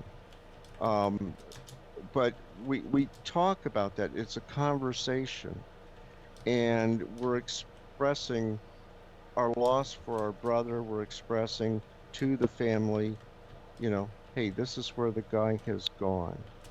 The lifeless body is here, but the soul has gone on to a land from whence somebody is taken, nobody returns. And if you get to be a Mason, you'll understand that. Yes. But then we take that sprig of acacia or pine and we deposit it with the deceased body, or we lay it next to that urn. And we also have a thing that's read about, gee, they were a Mason. They were first brought in maybe in 1829 or 1950 or whatever the year was. And they were an entered apprentice at that year, then a fellow craft, and then a master mason. Then they went on to York Rite or whatever they did in their Masonic life. It was written down on paper to be deposited with the body, but also a copy of it is given to the family, to the widow, saying, hey, he was a Mason. Right. He was a fellow brother. And we have a prayer session that's led by the chaplain, and the service goes on. And finally, the most important thing that we do in our lodge, we go by and we go down the line and we shake people's hand and express condolences. Yeah. And the one thing that I've done, and I shocked a lot of the guys at a service this past year, I thought, hey, they were lined up down both sides of this room that we were doing the service in. And there must have been 60, 70 people there. So I nodded to the line to follow me. Not only did we the immediate family, but we went down one line and we shook everybody's hand going down the right-hand side of the room, which would have been 40 people, expressing condolences. And the guys followed me around. We went back up the other side of the room and did the same thing to the other 40 people on the other side, which had never been done before.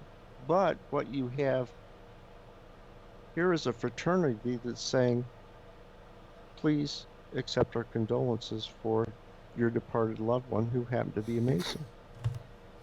And that's the service. And then we leave, and, but all the guys that come in have aprons on. Some are officer aprons, or some are just pure white cloth aprons. But that's the service. And I've done a ton of them. Yeah. You get that when you're raised. And we just leave it at that. Yeah, but what's difficult, and I had a good friend of mine I've known for years, and there must have been 200 people in this room. And I'm doing the service, and I knew his widow so well, and I looked at her and I thought, if I look at her one more time, I'm going to break down in tears and never be able to finish the service. And at that point, it was difficult. I had to look at everybody else while I was reading through the service. And it's tough. Yeah. It's very meaningful, and it's very beautiful, and you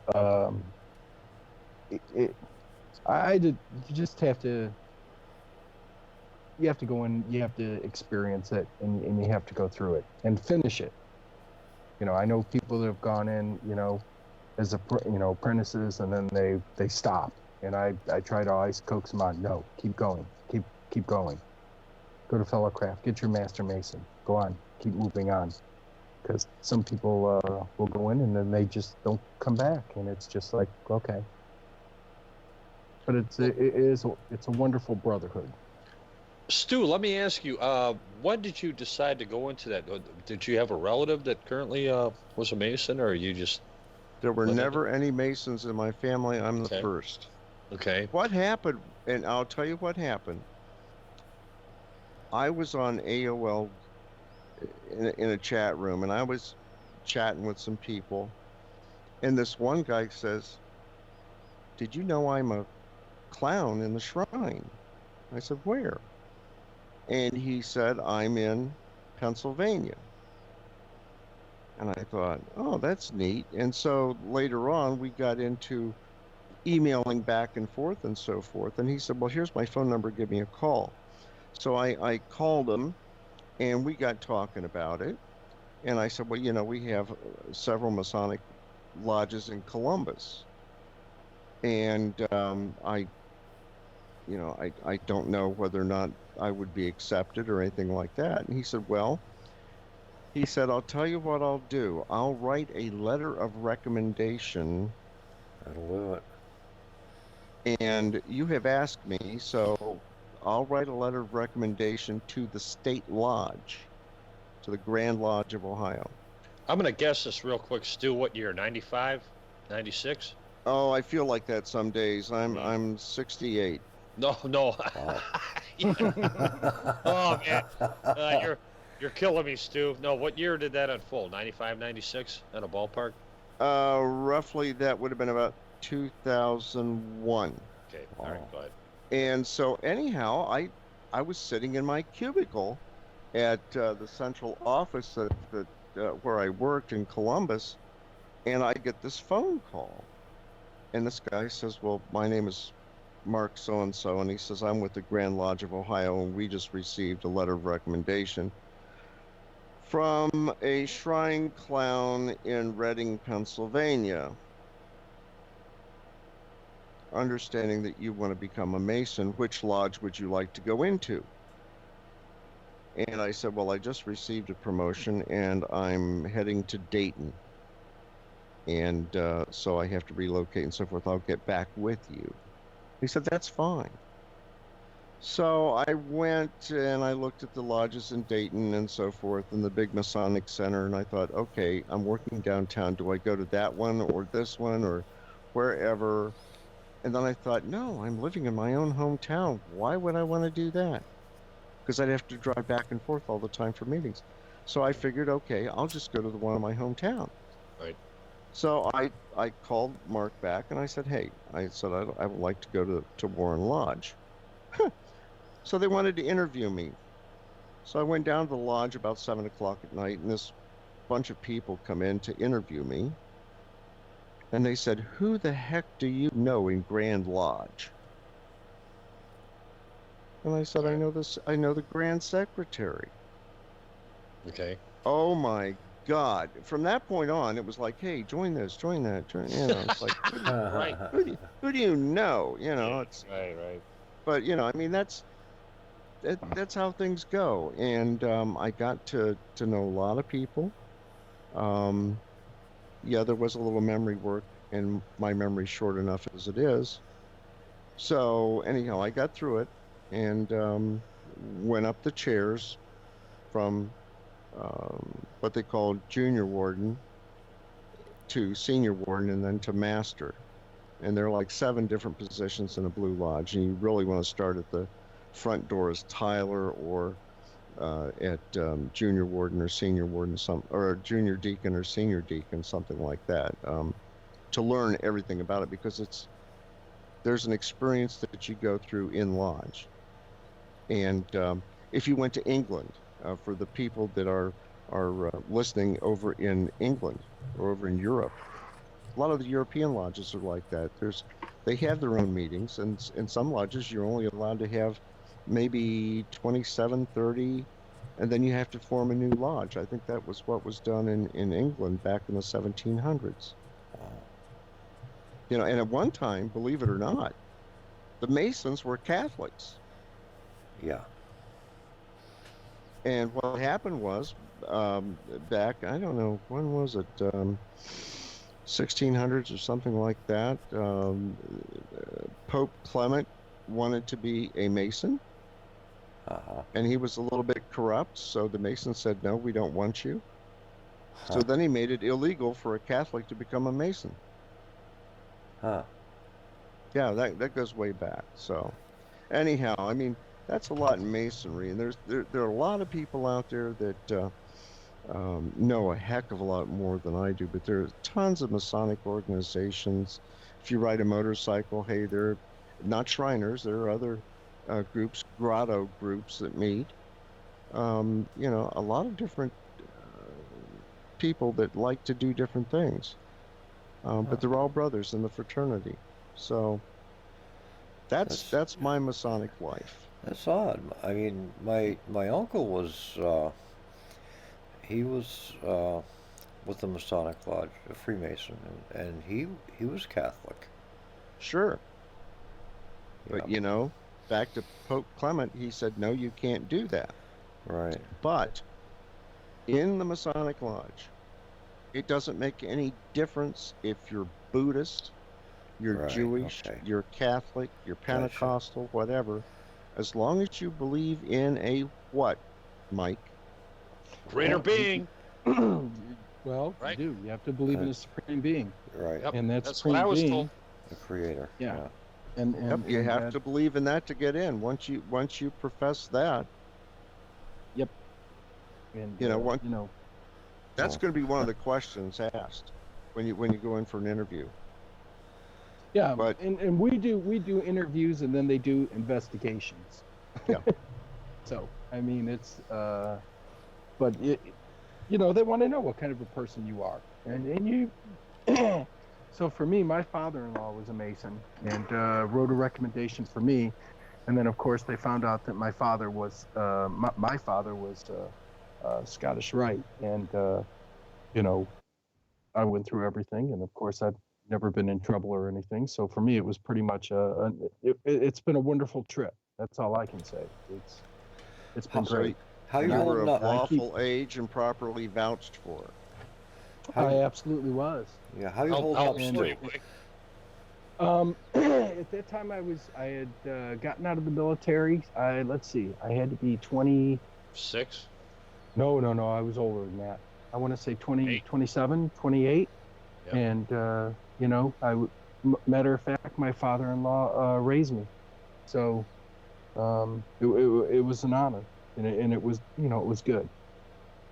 Really? You got it through your father-in-law? Well, through my father and my father-in-law. My father-in-law wrote me the recommendation, Okay. but I also had where they could go back and see that my father All right. himself Right. was and of course my uncles and other family, but I'm the only one in my family now that my dad, when he passed away, I'm the only one who's a Mason. And it's just been one of those great things that I've always enjoyed. It's been fantastic. It's carried me through a lot of hard times and helped me Stu, cope. how are you holding up? Well, I'm holding up okay. It's tomorrow I'm worried about. Oh, Good okay. heavens. Don't worry about that. Yeah. No, Scott. I'll tell you what. I have a face only for radio. So There do you go. I. Okay, Yeah. but What a no, coincidence. I'm holding up okay. But it's like with a lot of Masons, they're involved in a lot of different civic things. And so tomorrow I have a planning commission meeting. Later on, I've got civil service meeting coming up, and at the end of the month, if we need to meet, I'll have an energy commission to be with the city that I'm at. I actually sit on 3 unpaid, voluntary um, commission seats. Well, you're And Masons are active. They're active in the community, whether or not it's in nonprofit organizations or whether or not it's in other civic groups. See, I do that. Like I work with the veterans, nonprofit groups, and of course I work with a few of them. One of them I just left, but didn't really have a choice on that one. But I also, with the Mustang Club, we have the Wild Horses Mustang Club down here. We do Toys for Tots for kids, and getting more back into that and stuff like that. I love doing stuff like that. I guess it's those things after you learn it. Those are those things that just kind of take over your life, and that's one of the great things about it is you give. You want to give your time, you want to give your effort, you want to give whatever you can, and that's to help other people. That's the name of the game. Basically you're giving back, for a lot of Exactly. times it's like take, and then it's finally time to give back. And like I tell people on Money and Change, when we do this, Ira will, it kind of gives me free rein there, but we have a lot of interaction, and I'll say, hey, I don't get paid for doing the show. I don't want to be paid for doing the show. All I want to do is to try to help people, and if I can do that, and then if they want to donate to the show to pay for the airtime and the electricity and so forth, that's fine. I don't get paid a cent to do what I do. there you go. Right. That's Right. the And same way. Well, I that's might what it's all spend- about. That's Good right. heavens. It's giving back, and it's like I spend probably, I'm going to say 40 hours a week On research. on research just to do a 1-hour show. Yep. But I'm also doing one website, which is moneyandchange.weebly.com. I'm also writing for I'll call it a little paper, the Wrinkle City Gazette, which comes out once a month. I also handle 5 other websites, including masonicvision.weebly.com, a church website for the church I attend, and others. And it keeps you busy when you're in retirement. Well, you're I'm busier now than when I was deputy director for a state agency, and I covered half the state. you're busier than a one-legged man in a butt-kicking contest. That's for sure. Or a one-armed paper hanger. Paper hanger. Yep. Yeah. You got yeah, that too. Well, I mean that's the name of the game. You're supposed to not be idle anyway. So I mean that that's it. It's good stuff. It is, and like they teach you in Masonry, you have 8 hours for your vocation, 8 hours of rest, and 8 hours of duty to mankind. It's a 24-inch gauge, a folding ruler.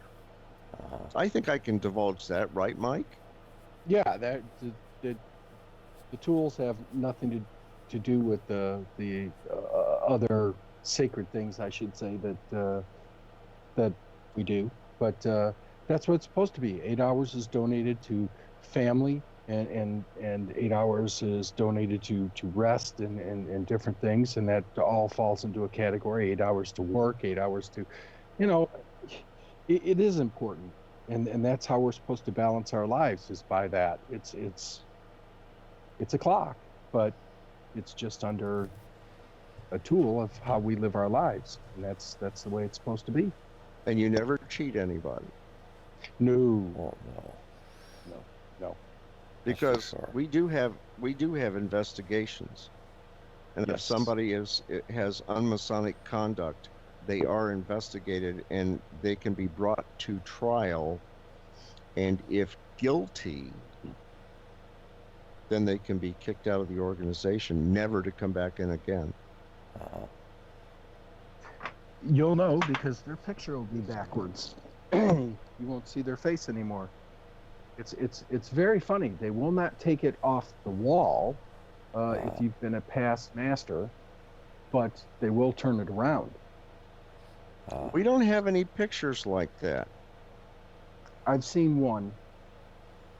The only I've- pictures that we have are our 33rd degree Masons. Really? Okay. That's Huh. the only, and we have plaques in the lodge that will give the worshipful master and their year that they were worshipful master. We will have a thing for chapter, because I was excellent high priest in chapter, and then I was, I believe, king in council. Just different things that you were involved in. And there are some Masons that say, I don't want to get involved beyond the 3rd degree. Some people will say, well, I'll get involved maybe in chapter or council, or maybe I'll even go up to Knights Templar or something like that. You know, they have different groups. They meet different nights and they discuss different things, and they put on for their degree work pageants, and it gets very fancy the higher up you go in the different organizations. And very expensive. Well, and it's also meaningful. You know, you Yes, could be it is. you could be Masonically rich and dues poor. Yeah.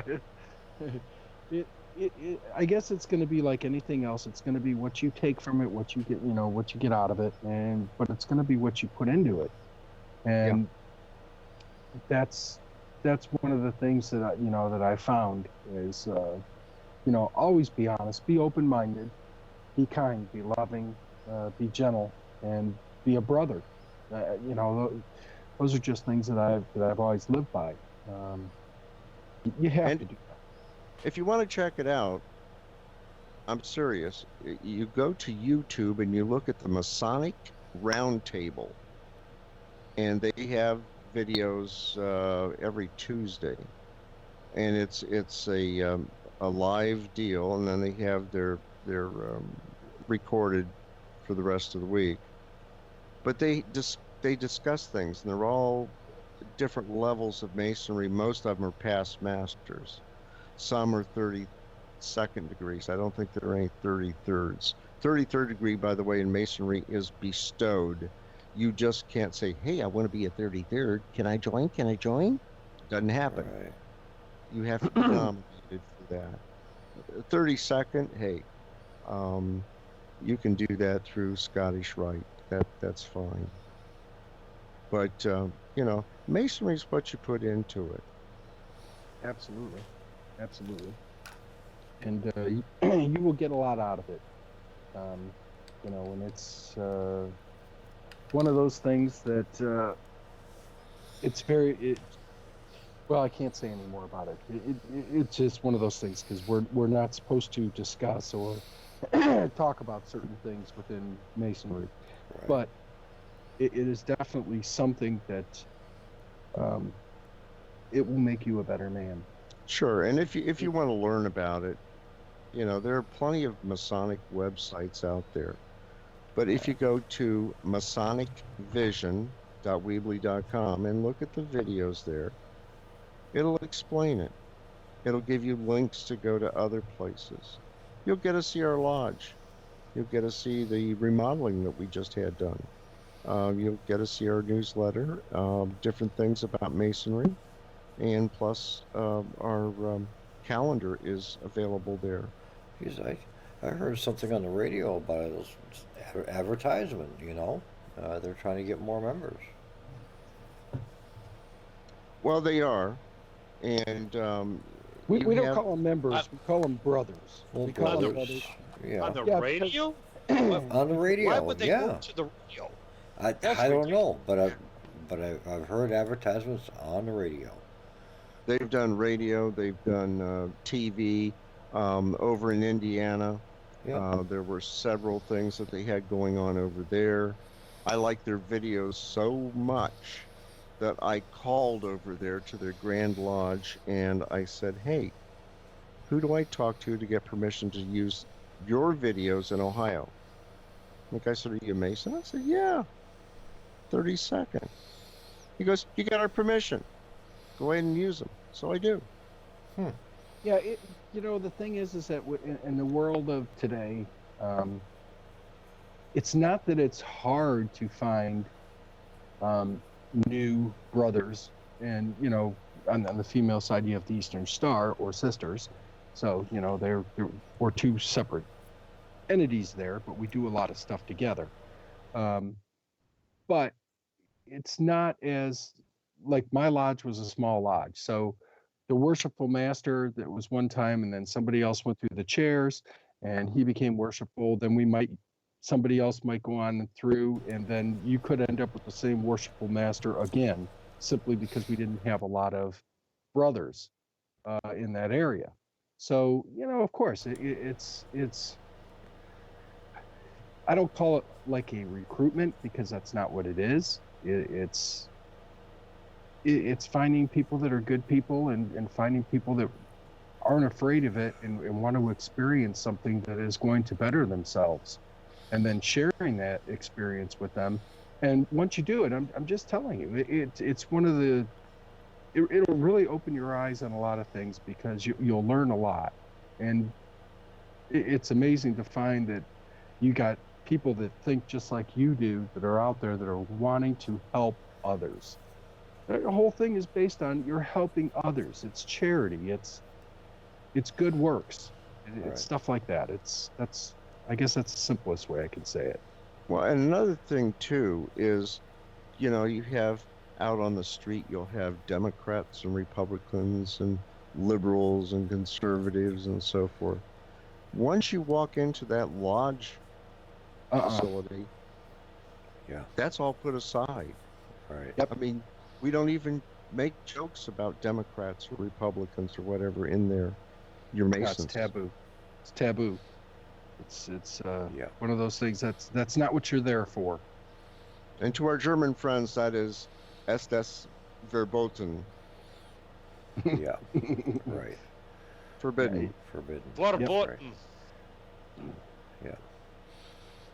So So- everybody's on. You're all even when you go in there. That's and it's just one of those things. You're supposed to see each other as brothers, human beings. It's a good thing. Just I wish there were more people out there wanting to become Masons, because it's and less people being afraid of it. I've been called everything like, oh, so how does it feel to be an evil worshiper and devil many, worshiper? There's too many rumors. I that's just what say, it come on up to the lodge room. I'll show you the Bible. Mm-hmm. And that's, we invite people in usually once or twice a year, or if they ask, we'll say, hey, come on in. We'll show you the lodge. Okay, here's our reading room with all the different things about Masonry, Here's a computer, and it's got all the different stuff there. We have Wi-Fi in the lodge and so forth. Here's our lodge room. Yeah, there's our Bible. It's right in the center of the room. Bingo. I have problems reading. I wander, and well, that's why I don't read very often. Well, Stu, just between you and I, he would have problems deciphering through our book. Oh, I do anyway. everybody that's has between that you and him problem. only, nobody else. And you know Keep the that in funny mind. thing is that I guess for some of us they pick it right. They pick it right up. I mean it's incredible. For me, I did not have a problem, and once I was shown, and of course my brother Tom, you know, he was a deacon, and he showed me, and going through it, I was like, I get it. I get it now. I can see it. But you take it to the average person, they're like, what? Well, but I'll tell you something. In Kentucky, they don't have a ritual book written in Oh, code. they don't have a red book, really? Well, we have a blue Huh. book. But what? Okay. Oh God, we're getting it deep into masonry here. Yeah.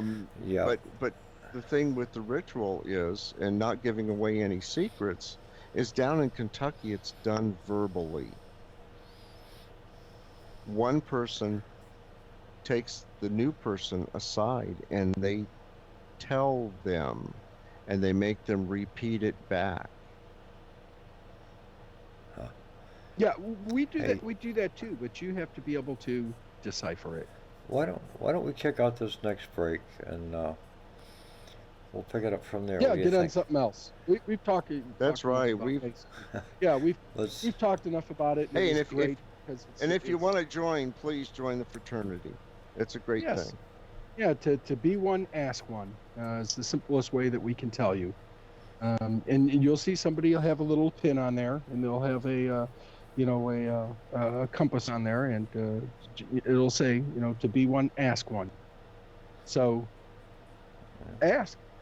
That's, Next topic. All right. Yep. Anyway, we'll be back after these messages. You're listening to Show Us, Don't Tell Us on the LNM Radio Network. We've got Stu Shear with us. We'll be back. Love some steel. Hey, who?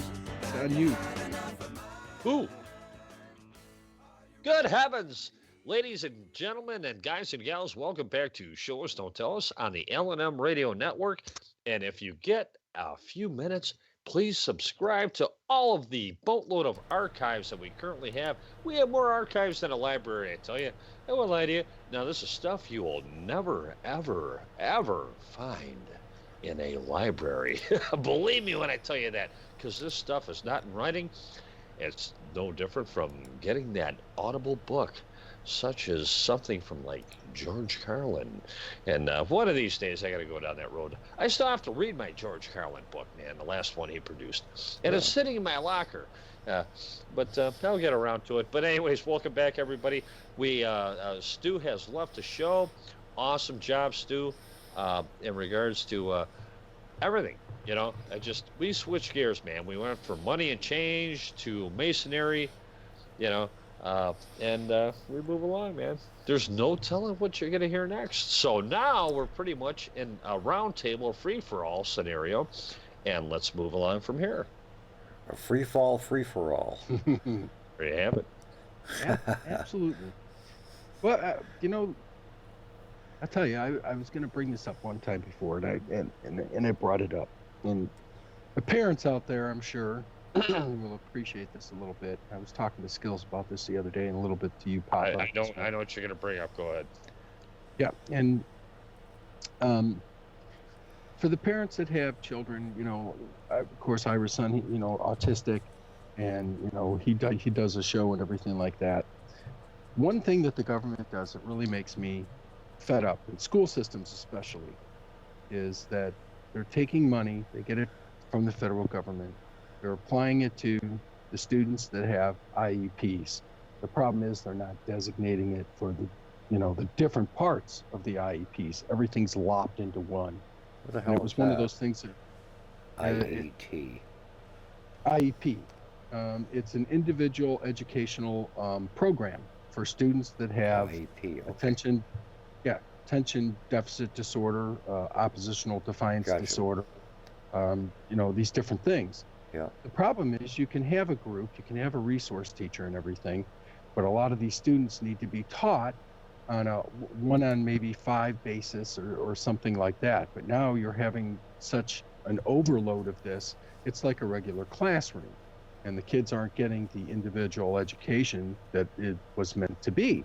Yet they're still taking the money, and the kids are falling through the cracks and failing. And the problem I had with my sons was real simple. They both have ODD, which is oppositional defiance disorder, and one of them has IED, which is intermittent explosive disorder.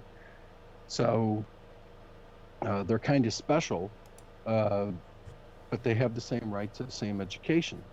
And one of the problems that we had was he misbehaved, and of course, it's in his IEP that we know he's going to do these things, and how we deal with him to calm him down, to get him back on focus and get him back on track at school. But he still will suffer the consequences for his action. So the problem that we had there was the teachers themselves are not trained on how to take care of these students. Okay, so he'll go into regular classes and they'll say, okay, he has an IEP for this, which can do a variety of different things. They can give him extra time on a test. They can say, okay, you don't have to take a written test. Maybe you need to take a verbal test. Maybe he has a behavioral thing that goes with it, or, just different ways for them to learn. It's basically, it's supposed to set up not a way that a standard learning is, but how they can learn from us. The problem is the teachers are not qualified to deal with students that have ADD, ODD, ADHD, IED, or some of these other disorders. The resource teachers are, but the kids are in the regular classroom. So the teacher doesn't know how to deal with them, doesn't know how to teach them, doesn't know how to do these things. Yet the school is getting the money from the government, and they're happy to take it. And when these kids start to fail, and they're like, okay, he's failing, and he's doing this, even with the IEP, and he falls through the cracks, the student gives up, okay? And of course, you're gonna have some disciplinary problems and everything. And my son was just kind of a fluke, but to give you an example of what happened, he was in his detention, which he rightfully deserved. There's no question in my mind. But he has in his IEP that calm down factor to where he can go straight to the school psychologist, okay, if he's having a problem, because intermittent explosive disorder is one of those things that these, we're working with him on how to deal with this so he can be, properly trained for life. He was sick. He was on medication and everything else, and the kids are allowed to go out and get a lunch from out of school and come back, and they can eat their lunch. He happened to be in detention, and of course he was on the medication and was feeling sick, and he has IBS, so his stomach issues, and that's also in there. And my other son brought him a bag of lunch food. Because it was in a bag marked Chick-fil-A, they took it away. Okay? No, this is the truth. They took it away from him. Okay?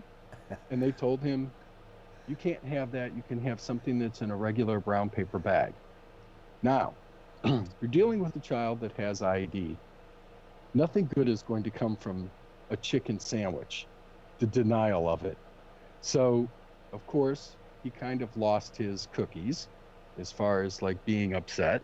And then they sent him to the office, and on the way down to the office, because the teacher was mad, forgot to write him the pass, he got stopped by another teacher, okay, who's unfamiliar with my son, Nathan, okay?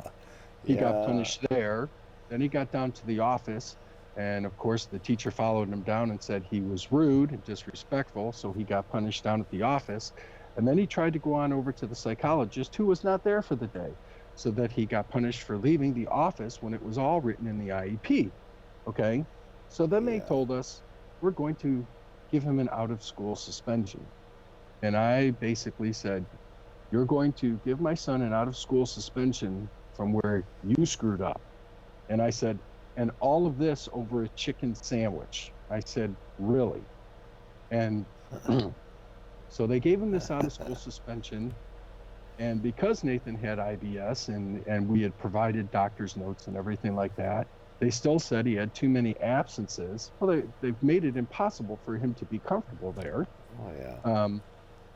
That now they wrote a note to my ex-wife saying, we're going to take you to court for not providing school for your son, basically for truancy. And I said, this is a joke. I said, you've got to be kidding me. Okay. So Yeah. the problem here was you can't get Welcome that to federally funded America. yeah, you can't get the federally funded money, okay, if the child's not there. So why don't we just kick the child out and suspend him and then lay it on the parents so we can cover our, dot the I's and cover the T's and everything. But then we can still list them to get the money, but we're not utilizing the money to how it's supposed to be needed because nobody has a training in on how to deal with them. And he's not the only student. I mean, there's a whole class like this. I mean, I've watched these kids in my area that are slipping through the cracks. So we basically had to pull him out of school, and then nobody cared. They were upset we pulled him out, and I said, you're upset you lost the money, but you weren't teaching him because you didn't know how to teach him because you weren't trained on how to teach him. Yeah. I said, so you're upset you lost the money, and that's where that money was supposed to go to, was, to the student for their education. Right. And I said, I'll tell you what, since he's such a big disruption for you, give us the letter, so that we can put him into adult ed and let him go and test out in his GED, which they gave him the practice test. That Nathan, because of this bad system, has been through the 8th grade twice. Yeah. He tested out at 11 and a half, okay, at the grade level, 11th grade. Yeah. So we were like, okay, you know what? We know he can do this. He's got a couple classes to take, and he can get his GED, and that's fine. We'll go that route just to give him something to go on out there, because there's no way he's going to graduate. He can't graduate. He can't handle the stimulus of the large classes and stuff like that. Yeah. But this is a scam that just has made me so sick to my stomach and been so upsetting and frustrating as a parent. What are these parents to do? So I did a little research, and I found out about this. Every city has their in the school system and everything. Down here we have one that they do have attorneys down here that dedicate themselves to exactly this part, because the school systems have failed to meet the criteria of teaching these kids. Problem is, you can't have Aunt B in there. They'll let anyone do a substitute teacher here, okay, if you have a diploma. Now, if you have a teacher that's out and you just have a regular guy that's got a diploma like myself, of course I have my associates, but a regular diploma, and I can go on down there and teach the kids. If I don't know anything about ADHD or ADD, how am I supposed to teach this kid? Right. How am I supposed to do that? How am I supposed to know what this does, this environment does, or am I stimulating the kid? Am I not? Am I doing something negative? It's going to make them a disruption. Right. And yet they bring these people in, and this is how the teachers are, instead of teaching them, hey, listen, this is with this, and it's epidemic. I mean, you have more and more ADD and ADHD students now because of the foods that we're eating and stuff like that. We've covered this. So, but the education hasn't caught up. That's the problem. And now you want to throw Common Core and all this other crap into it. And the schools are making money hand over fist by writing these IEPs and lumping these kids all in together instead of being able to teach them separately, which they should be doing because every student is different, okay? But they've just lumped them in. It's like a bank, just so that they can make money for the school system, rather than doing what they're there to do, and that's to educate the students. But anyway, that's enough of my rant. I just wanted to bring that up to parents. Fight for the rights. Fight for your rights.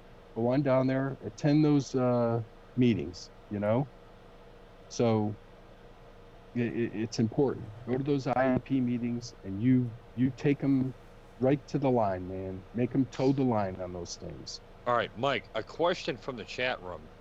Well, I IM'd it to you from one of the fellas on Facebook, unless you want me to read it. Is it really, really bad? Well, no. Well, good heavens, apparently I'm going to read it. It says, so Apparently. one of the fellas from the chat room says, so my question is, were you saying there is no satanic element to Freemasonry? None at any level, because I have seen some materials I wasn't supposed to see, and I've read quite a bit of morals and dogma, and if so, would certainly have to respectfully disagree. All right, I sent that to you, but all right. No, there is nothing satanic that is in there whatsoever. It's all biblical.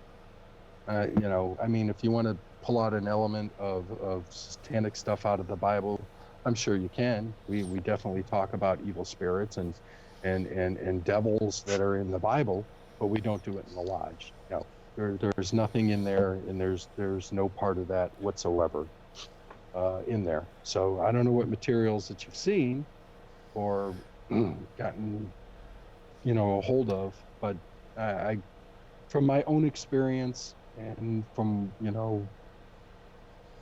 everything that I've gone through, not one element, and I'd take that right with me to the grave, because I'm just going to tell you nothing like that No whatsoever. religious rituals being held or anything like that. All biblical. Anything that's biblical. It's do we have something that's like theatrical or whatever, but it's nothing on any type of evil realm or level whatsoever. No. Right. I think the bottom line is And clearly morally wrong. No, absolutely not. I No, think what that's all- determines, I think that the determining factor is that each Masonic lodge is its own individual lodge. Yeah, And I'm if you beginning happen see to have that. a lodge that's just gone astray, then well, you've got a lodge that's gone astray. You Yeah, know? Well, then it's There's not a no- lodge. I mean, they might there's- fall under whatever. I mean, I can't Right. account for. There's I nobody's can't policing account it. for. Yeah, I can't account for. Well, everything that is done. I mean, we are supposed to follow. I mean, pretty much every Mason lodge has the same thing that goes through it. Okay. Can I Okay. tell you there's not a rogue lodge out there? I mean, I don't know what would be the purpose if there was. It's not really a lodge at that time. They can call themselves whatever they want and put on whatever kind of show that they want. But in Masonry, it has nothing to do with anything like that whatsoever. And nor should it be associated with that. This is just basically a true brotherhood, okay? And people always fear secrets that we have or whatever. Those things are biblical things, okay? Things that we know and we're taught to see. But everything is based off of that. It's not based off of any type of evil. We're not in there skinning chickens, man. Okay, or doing anything like that, or rolling bones out or anything. It has nothing to do with that, and there's no interest in devils or anything like that. It's nothing like that whatsoever. It's just the opposite. It's a brotherhood. Everything is done for charity. Everything is done for your fellow mankind. No spirit cooking, no Baphomet. No, nothing like that. We're not. Eating There's no turd seance. sandwiches. Yeah. You guys are right. boring. Yeah, Oh, there's man. no seances or anything like that, man. Good heavens. Gotta spice it up, man. Yeah. Yeah, it's.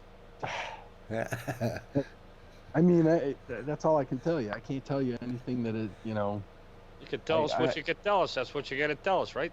Yeah, it's about it, man. That's where we're at. Yeah, you'll tell us what you want us to know, and that'll be it. Yeah, right. Yeah. Trust me, man.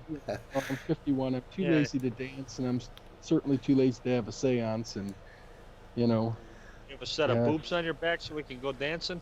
Oh, come on, Yeah. man. The court system, they do seances all the time, you know. They're I comb my constantly, hair the wrong way. Maybe you'll see the eye in the back of my head. I don't know. they're constantly summoning the dead. That's what the courts do. No, we don't do that either. No, that's what the So- courts do. They summon the dead. Yep, Yeah, that's so- why they wear black. Yep. Yeah. Black A robes. lot of people aren't. They're not aware of that. That's Your- why they wear black. Your person, your legal fiction, that's basically a dead entity. Yeah, they Yep. summon the dead. Yeah. And you show up I in there wa- I- and, you know, totally buffalo. I'm looking at my lodge picture over here of when I was raised, and I'm in a tan, almost ivory tannish three-piece suit, with wingtips on and stuff like that. There's no horns on my head or It's good. anybody else's head. Really? Yeah, nothing. He's got khaki suit. Tacky khakis. Simple, man. Yeah. It's good stuff. It's Oh, hey. He's just a Mustang guy. Don't worry about it. Ah. Ford. Yeah. Yeah. Hey, He's a whatever. Mustang guy. Well, 67 fastback. That's what I'm talking about. 390 Shelby. I had a Mustang years ago. with the drag back. I did. I had a Mustang years ago. I had a '66 convertible. Wow. Those are the days. A Wow. lot of cheese in the quarters, even back then. Wow. Yeah, Yeah. beautiful cars. Beautiful cars. Yeah. Yep, that was my big rant for the school. That's my full 100% honest denial for, devil worshipping. And other than that, how about them Dallas Cowboys? Yeah, no, New York took him out, man. That was a defensive game, man. Wow. It was a good game. It was. It was a good game. Defense. They fast. They were fast. Man, I couldn't believe it, man, because Manning, man, I couldn't believe he blew that. He was wide open, man, and he blew that pass. It doesn't matter. They won it anyways, but they were behind the 8 ball, Yep, sometimes that's the best place to be. I live my life that way. Yeah. There's Oh. no better place to be So but behind the 8 ball. So I take it you do well under pressure. Yeah, pressure cooker, baby. Yeah. Some people cave under pressure. Other ones like, they love it. It's like some people Yeah. thrive on chaos. They create chaos just to keep them busy. Yeah. Yeah, it makes sense. It brings everything into clarity. Yeah. No, as long as you're not an energy sucker, because there's a boatload of them freaking people out there. There's a good couple of heavens. them around. Yeah. Yeah, what when you sit there and chat with them for 5 minutes, and man, you're ready for a nap, dude. You're done. You're just like, I need to take sleeping poo time. Yeah, nappy time. I think I heard enough of you. Yeah, it's Yeah, time for yeah. a little nappy poo poo. Yeah, good heavens. We don't have enough caffeine to keep me awake through this one. Yeah, right. Yeah. Yeah, might as well just intravenously feed me that stuff, man. Hook up, good heavens, Maxwell House or Mrs. Folgers. Yeah. Sanka, baby. Sanka. Oh my man! Hey man, speaking of Sanka, I don't know how my mother did it. She had that instant Sanka sitting Yeah. there by the spoonful. Oh my God, decaffeinated. Oh, Yeah. oh, I want to jump out Yeah. of my skin even thinking about taking a sip of that stuff. You know what gets me about that instant coffee is you mix Oh, it with the God. water and it foams on the top. Oh man, yeah, it does. Yep. What do you think yeah, you call a latte? Yeah, my bumhole. Yeah, right. Well, Actually, no. You get the water hot enough, real boiling hot water. You don't have to worry too much about that. But yeah, no. All the people that are builds paying up its own $10 foam. at Starbucks for a cup of coffee or a latte, it's Sanka, Forget that. baby. I will not go to Starbucks. I drank Starbucks coffee once. That was all. I didn't even drink the whole thing. Yeah, it wasn't good. well, like Papa would say, I'm going to take the words out of Papa's mouth. It's not even palatable. Is that correct? It's not identifiable as coffee, not to me anyway.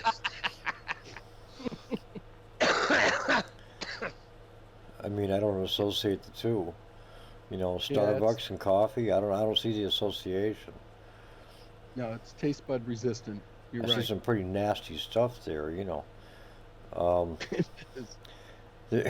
Years ago, they used to make this stuff called Sunrise. Remember that? Another instant coffee. You didn't have you didn't have to put milk in it. It wasn't bitter. There was no bitterness to it. And that was okay, you know. But I remember back in the days. We'll switch gears as usual. But as usual. one of the folks I know posted, bumper skin. For the northern folks, kids, right? And, know nothing about that. Well, yeah. Oh, alrighty then. Well, this is coming to you live from Norway, Maine. Okay, go ahead. Yeah, right. Yeah. So, anyways, there was a gal that posted the kids in now get this, 1985 really aren't like the kids, and it showed kids in 1985 bumper scan. And it showed the kids now playing video games. This is what we did then. I says 1985, man. I remember the early 70s doing that. And you'd be on that bumper, man.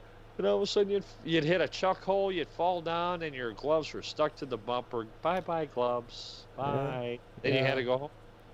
You weren't hanging out with your buddies, man, without gloves on, man. You were done. Yeah, it was game over. Every generation's done that. Happened, yeah, but that always happened with the metal bumpers.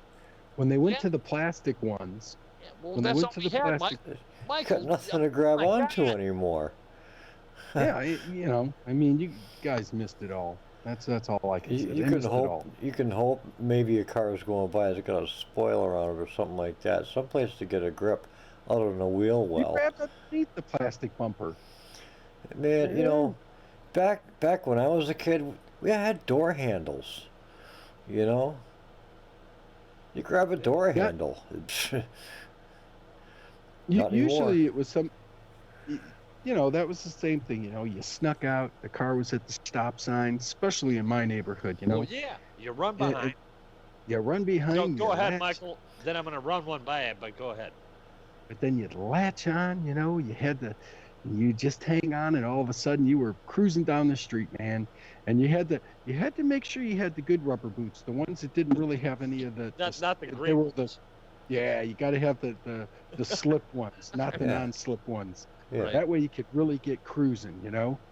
And then when it was time to let go, you always knew because we come up to Shelley Drive and it was like, okay, time to let go.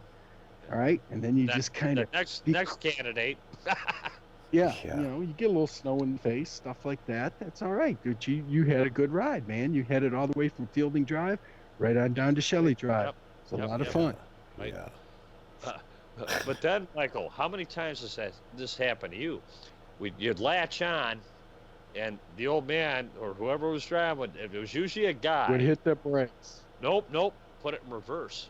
You saw those reverse lights come on, you bailed. That's how he jacked the frick off his bumper. He put it in reverse with a brake on, just to all of a sudden the kids, it was like, oh man, this guy's gonna run us. He's gonna run us over, man. He's gonna back up. We bailed, man, and then he took off, man. And it was always a guy. A woman would never do that because they didn't. Well, I'm gonna get into that. Otherwise, somebody will be throwing bricks at my ass. Or Back in the 60s. Anyways. In the 60s, I had one hit the brakes on me. Yeah. In the 60s and 70s, they had door handles we used to grab on. Usually nobody complained, Yeah. Well, you could side ride that way. Yeah. The door handles, you side road. Yeah. You side. Yeah. We've done that too. Yeah. The problem is, because you're right in the side view mirrors. It's like, hey, I'm pulling a kid. I don't think so. Until they realize it. Yeah, all you got to do is look in your side view mirrors. Yeah, man, 4-door cars, man. Grab that side handle and side ride it. Oh yeah. Yeah, but the best fun was if one of your buddies was able to drive, and you weren't a little, you were still a little kid. what you would do is you'd hook the rope up, and then you could get a bunch of people that would that hang sounds on. like Donkey Kong. Yeah, right. Yeah. So you have a bunch of people hanging on to the rope, and of course the one kid who always had the sucky gloves. You know what I'm saying? The gloves that just couldn't grab anything, and he'd be sliding through, and he'd take everybody off the rope. You know? Yeah, It's like, hey, I'm going down and I'm taking everybody with me. that's right. I'm not going down alone. Yeah, that's right. Misery loves company, and here we go. I used to have this friend. You probably know him, Barry. You remember Eugene Shippey? Yeah, man. Yeah, he lived over in Deerfield Development, man. Eugene Shippey. Yeah, Now, Eugene. Shippey. Yeah. Let me tell you, he's about 5'4", redheaded. Yeah, he was a big, short thick- dude. Yeah. Okay, he could ride a motocross bike like nobody else. I mean, he was phenomenal. But anyway, we used to go, and we'd go to New York and different spots, a bunch of my buddies, and we go skiing at Holiday Valley. And they've got this lift, and it basically is it's a T-bar. And people up north know what a T-bar is, but anywhere else in the world, it's a bar that comes down, and there's like a little spot where you put your butt, and you basically stand up, and it just kind of pulls behind on your butt and pulls you up the hill. Mhm. So Eugene and I were going up there, and of course, after a little bit of alcohol. Yeah, he was a wild dude, man. I remember when we were kids. Craziest man I ever knew. So we'd go up there, and we got into this thing called undo the other guy's bindings, and that's you could take your ski pole and reach around behind you, and then you would jab it in his binding and lift it up to where his ski would come off. Okay. And then we get into this big thing, and him and I, we were in this big battle going up the lift, man. I mean, in a T-bar, you have ruts, so you just kind of follow the ruts up. Well, we were way off to the side. Other people were like cracking up, trying to hang on to the T-bar because we're battling, elbowing each other, and battling the whole way on up. And then we're skiing down the hill. We're undoing each other's bindings. You try to ski next to the guy, knock him over, and try to undo his binding. Yeah, that's kind of like bumper skiing. If you did that with your buddy behind the car, and you didn't want your buddy on there, you'd start the battle. Kind of like roller derby, on skis. Yeah. So add another element to it, you know. Today, it's all blow up zombies now on TV. You have no idea what you're missing.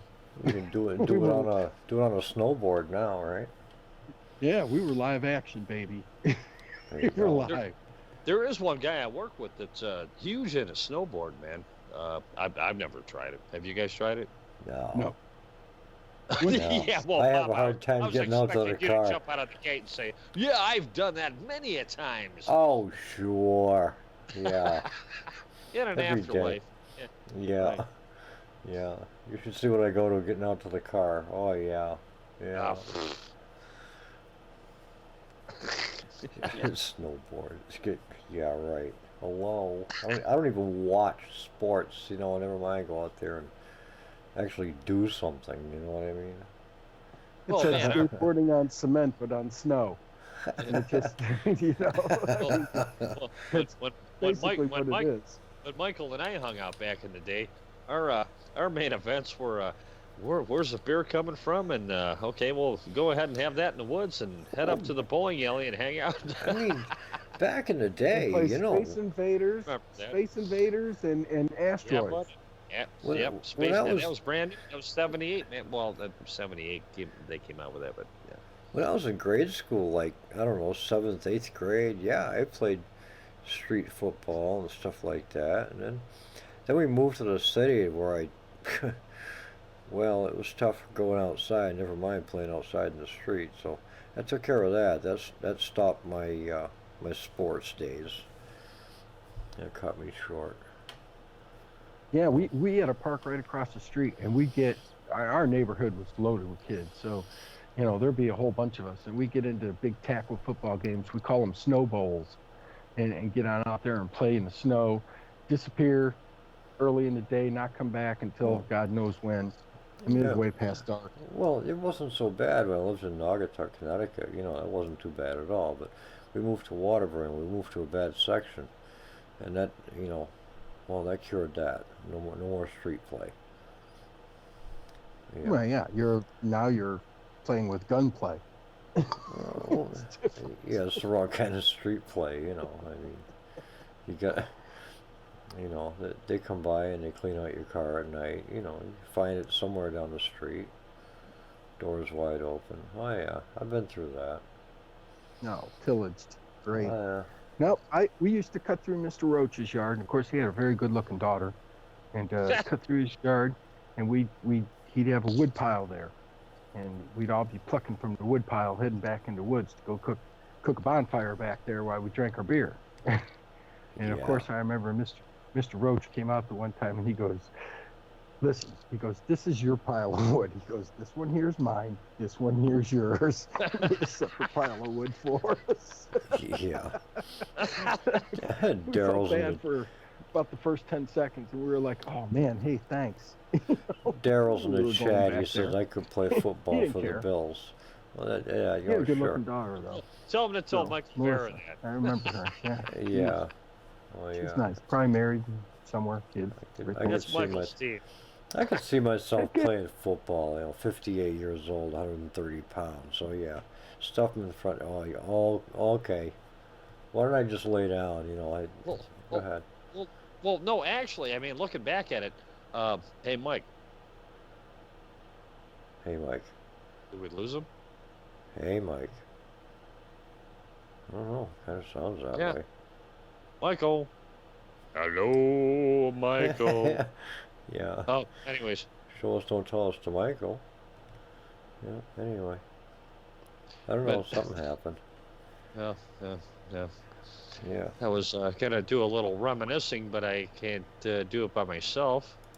Yeah. Oh, well, right. he just evaporated, I tell you. But anyways, what I was Mm. gonna say is, back in the day, Greg Pruitt, that played for the Browns, running back, little guy, and it was really cool when we were Cub Scouts, man. He'd show up, and he would chat with us. It was awesome, man. Back in the '70s. Say, kids, man, and but anyways, that was back in the day when they had tearaway jerseys, and I don't know how many yards he gained with those tearaway jerseys, because man, he would come back off the field, they were half torn off, his shoulder pads were flopping around, man, like there was no tomorrow, and he says, I was a little guy and I was pretty quick. He says, so when you had to pick up teams when you were kids, they always picked me, and the guys were like, man, you're such a little guy. He says, yeah, they always Yeah, picked right. me. He says, yeah, he'd duck and move, man, and he got around everybody. Yeah. Mike's trying to call back in, and it's not working out. And so I'm going to have to do something here different. That's for sure. Oh, good heavens! Yeah, good perhaps heavens. Some Exactly. hijinks. Some hijinks. Well, I mean, you'd think it would put him right back into the phone call, but oh no, no, it doesn't work that way. Well, you know how technical difficulties continuously work on a regular basis in Oh, regards yeah. to the Skype. Oh, Oh, okay. There we Now you're back. Now See? I told a story. Now it puts you back Hey, in. See? Hey, Michael, you there? Yeah, I'm here. Do you recall Greg Pruitt? Now I get to tell the story. Yeah. Oh, absolutely. Cleveland Greg Browns. Pruitt. football player. When we were Cub Scouts, I met Greg Pruitt when we were Cub Scouts. That's when you and I were obviously the same age, but back in the day. But and when Greg told us, when I remember he had driven a van, and he had a back tire on the back of his van said "Do it, Pruitt," But anyways, and Greg says, "Hey guys," he says, "I know I'm a little guy, and he says I can move, man, And he says, pick up football games. He says they always picked him because he could, move along quickly, amongst the fellas. But that's why I brought up the tearaway jerseys, because Greg was probably one of the last. I don't know how many yards he would have lost if they didn't have those. You remember Greg Pruitt running down the field with a freaking shoulder pads flapping with that tear-off jersey on? Absolutely. Greg Pruitt. Matter of fact, was it Greg Pruitt or Mike Pruitt that lived off of Clegg Road Well, in Westlake? In that. That might have been Mike. Now, Mike is part of Sunnyside Honda, I believe. He's a Jehovah's Witness, I'm pretty sure. Michael is. I have Greg Pruitt's autograph from when Do ya? he did something with the school. Absolutely, I still have it. Do It's in ya? pristine. Yeah, absolutely. It's in pristine condition. Man, Reggie Rucker. You remember when Reggie Rucker was a brand new guy? Well, I was up at Drug Barn. I had a picture taken sitting next to him when he was a rookie, Reggie Rucker. And Reggie Rucker had that show on 3WE at the time, 3WE 1100. And I'd always call up Reggie's show. I said, "Hey Reggie, how come you never took one up the middle?" "Oh man, I ain't taking one up the middle." "You get killed up the middle." Like Brian Brennan. Not like Brian Brennan, man. He was the dude. The tight end. Ozzie Newsome. Ozzie Newsome was one, and the other one. Had mustache, white guy, tall, skinny. Tall, skinny guy with a mustache. Okay. Yep. Did he have a clean-shaven beard? Yes. Yeah. Trying to remember his name, but anyway, if you go back and you looked at some of those games, my God, I remember those games. Remember with the Pittsburgh Steelers, poor Terry Bradshaw. He got beat up a lot of times by the Browns. Somehow No, the guy that dropped Terry Bradshaw was Turkey Jones. All right? Turkey Jones. No, and oh man, there's a whole interesting story, which is quite comical, even though you're not a football, whether or not you're a football fan or not. Well, Turkey Jones come up behind him, dropped him like a choir girl, you know. And then the thing was, this man, the kind of medics you had back then, Terry. I don't watch the video sometime. He'll tell you the story. They strapped him. They had to tear off a door in a locker room, strap him down to the door, and he was sitting in the hallway before they took him to the hospital. Well, I think Turkey broke his neck, and he's sitting there. Yeah, that's the way it was, man, back then. Good heavens, unbelievable.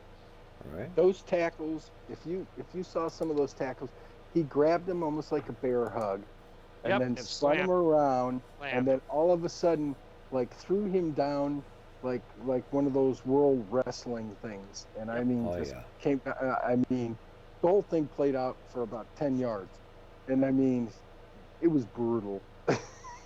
That was about as bad as when Pete Rose during the All-Star game took out my main guy that I loved when I was a kid, Ray Fosse, at home plate, man.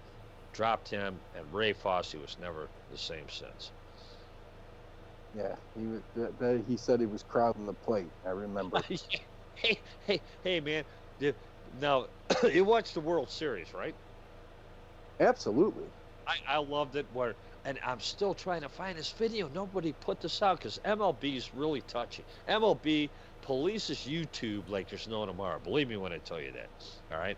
But, I mean, my favorite was they showed a scene, you know, and you had A-Rod on there, Frank Thomas, you know, and Pete Rose with his bow tie would creep in the camera with the rest of the guys.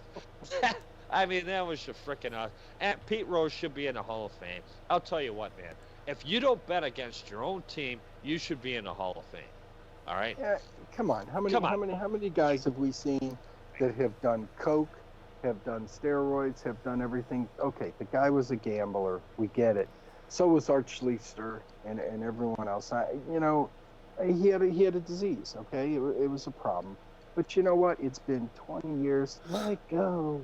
Let the man in. His accomplishments, he should be in. Okay? I mean, are you betting against your own team? No. Well, then, okay, if you can successfully prove the fact that he did not bet against his own team he was coaching, done. Yeah, done. Amen. I agree. Yeah. It's been long enough. No, that's not even an argument. It's done. Yeah. It's ridiculous. I've never understood it, and I don't know what it was, where this bad blood is. It's He upset someone. They have. That's all it is. You know, you upset the wrong people, and next thing you know, that's what happens. Well, Right. yeah, he's camping on who comes in and goes ahead and pulls it. Go ahead, Mike.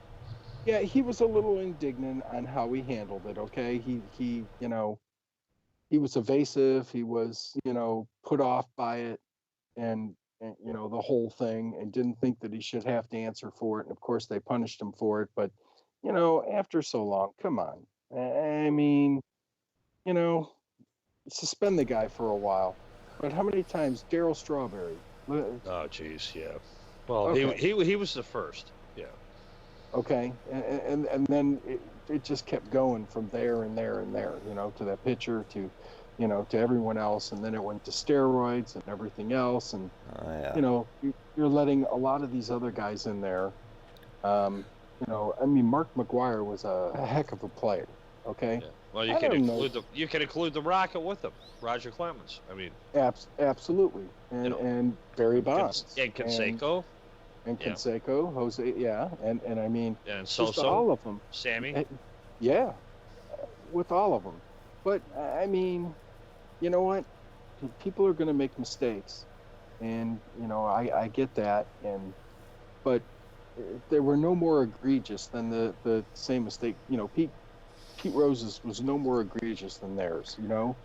So I don't know. Well, Michael, what's the time frame have to do with the facts? Eliminate the time frame. The facts are the facts.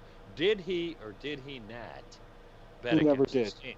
And if he didn't, He never bet against Cincinnati from as far as that I knew. So now here's where the time frame apparently rolls into that factor. It's like, well, we're gonna wait this out because he's got a hard on for this guy and he's not gonna get in. I mean, there's your time factor. Look at the facts, man. Be done with it, man. Let the guy in. Good heavens. Yeah, it's ridiculous. It is. It's ridiculous. And I'm not sure, the logic behind this whole thing. And I don't know. He made somebody really, really mad, and unfortunately, it's a travesty of justice because everything that he did do right for baseball has been. It's like he did 99 things right, he did one thing wrong, and people only remember that one wrong thing. And it's funny. That's how life is sometimes. Well, yeah. Well, you know how it goes. You can have a ton of attaboys and one old turd wipes them all out. Yeah, what, what you do is, once you create a little drama, whoop, hey, any publicity is good publicity, right? Yeah, I mean, but how would you like to get judged off of something that, to me, I mean. Yeah, make people think about football, I mean, who knows? You've been a bad boy. Yeah, and I'm going to ban you for a lifetime. I mean, it's to me, it's quite Whose life, entertaining. yours or mine? It's quite entertaining, like wrestling, It's all entertainment. Yeah. No, wrestling. No, come on, man. That's apples and oranges. Good heavens. If it's entertainment, then, it's got to be planned, right? I mean, it's scripted. That's what entertainment is. Entertainment is scripted. Hello? Right. Well, not necessarily. You can wing it. We do it all the time. I guess. Yeah, but I don't consider this entertainment. I figure this something to listen to if you're bored or something. I don't know. We'll put you back to sleep. Well, our show is yeah, are you having trouble sleeping? Listen to us. We get 3 hours. We'll have you sleeping, probably in the first. If you're bored, we've got the Three Stooges. Here they are. Yeah, right. Yeah. Very slightly. Hey, Mo. The only thing we're not doing is singing your lullaby, I mean. Lullaby. Well, Man, you should have seen what my cat did to the Christmas tree, dude. I should. Really? We should. Send pictures. Yeah, and off the hook. Well, you know where we got this thing from. Nathan decided to go on out. Yeah, I've got to tell you, because it's almost comical. The boy and his friends decided to go on out, put one on, and they decided they were going to creep into the South Carolina asylum, mental asylum, and insane asylum. And of course, they closed it down. So they sneak in there, and then they see this cat that was trapped into a room. And of course, somebody had closed the door on it so it couldn't get out, and left there to die. And it was a kitten. So he brings this thing home. And at first, when I see it, I'm like, oh man, no way. I can't have another animal. No way. And there's just no way. But somehow or another, I ended up taking in this animal. Cost me $100. Take it on down, get it checked out, make sure that it's healthy and everything. Then I got to pay for the shots, and we had to get the thing, neutered. And Good heavens. Yeah. yeah. So how's So it it's working out for you? Can you pet Yeah. your pussy now, or no? yeah, it's ours. You know what I'm saying? Boy, At that point, I hope so. Yeah. So this thing is just, man, it's psychotic, dude. It runs Hey, from like What do front you mean door. psychotic? Michael, cats are Yeah. psychotic. You need to get a Russian Gray like I have. This guy's awesome. Forget all those nutcase When it cats. gets to the There's point where the cat's attacking you at every move you make, it's Oh my like, God. oh yeah, right? Yeah, can we keep the cat? Gee, should I get a dog or Love a it. cat? Cats are Listen. psychotic to begin with, man. Okay, go ahead. Oh, good. Okay, heavens, let here I me am. explain it to you Oh, so yeah. you can appreciate it better. Okay. I have 7 cats and 4 dogs. The what? Awesome. 7 cats? What color 7. stupid are you? 7? No, that's Are you- fine. I mean, Oh, we- you're hey, ready then. we've had more. Should I give that Believe attention, me. that question to my wife? Do you know how I've gotten all these things? First, Oh, the yeah, kids yeah. were out in the back door. Here comes there was a kid- legitimacy. Yeah, there's Yeah, a cat yep, out yep, there. Yep. And then Oh. they were like, oh, kitty all alone. Not at all. Yeah. yeah, All it's right, yeah. outside. It's You got hungry. sucked. It's You got gonna die. sucked, you goofy And bastard. everything. Yeah, Well, right. the damn Yeah. thing was pregnant.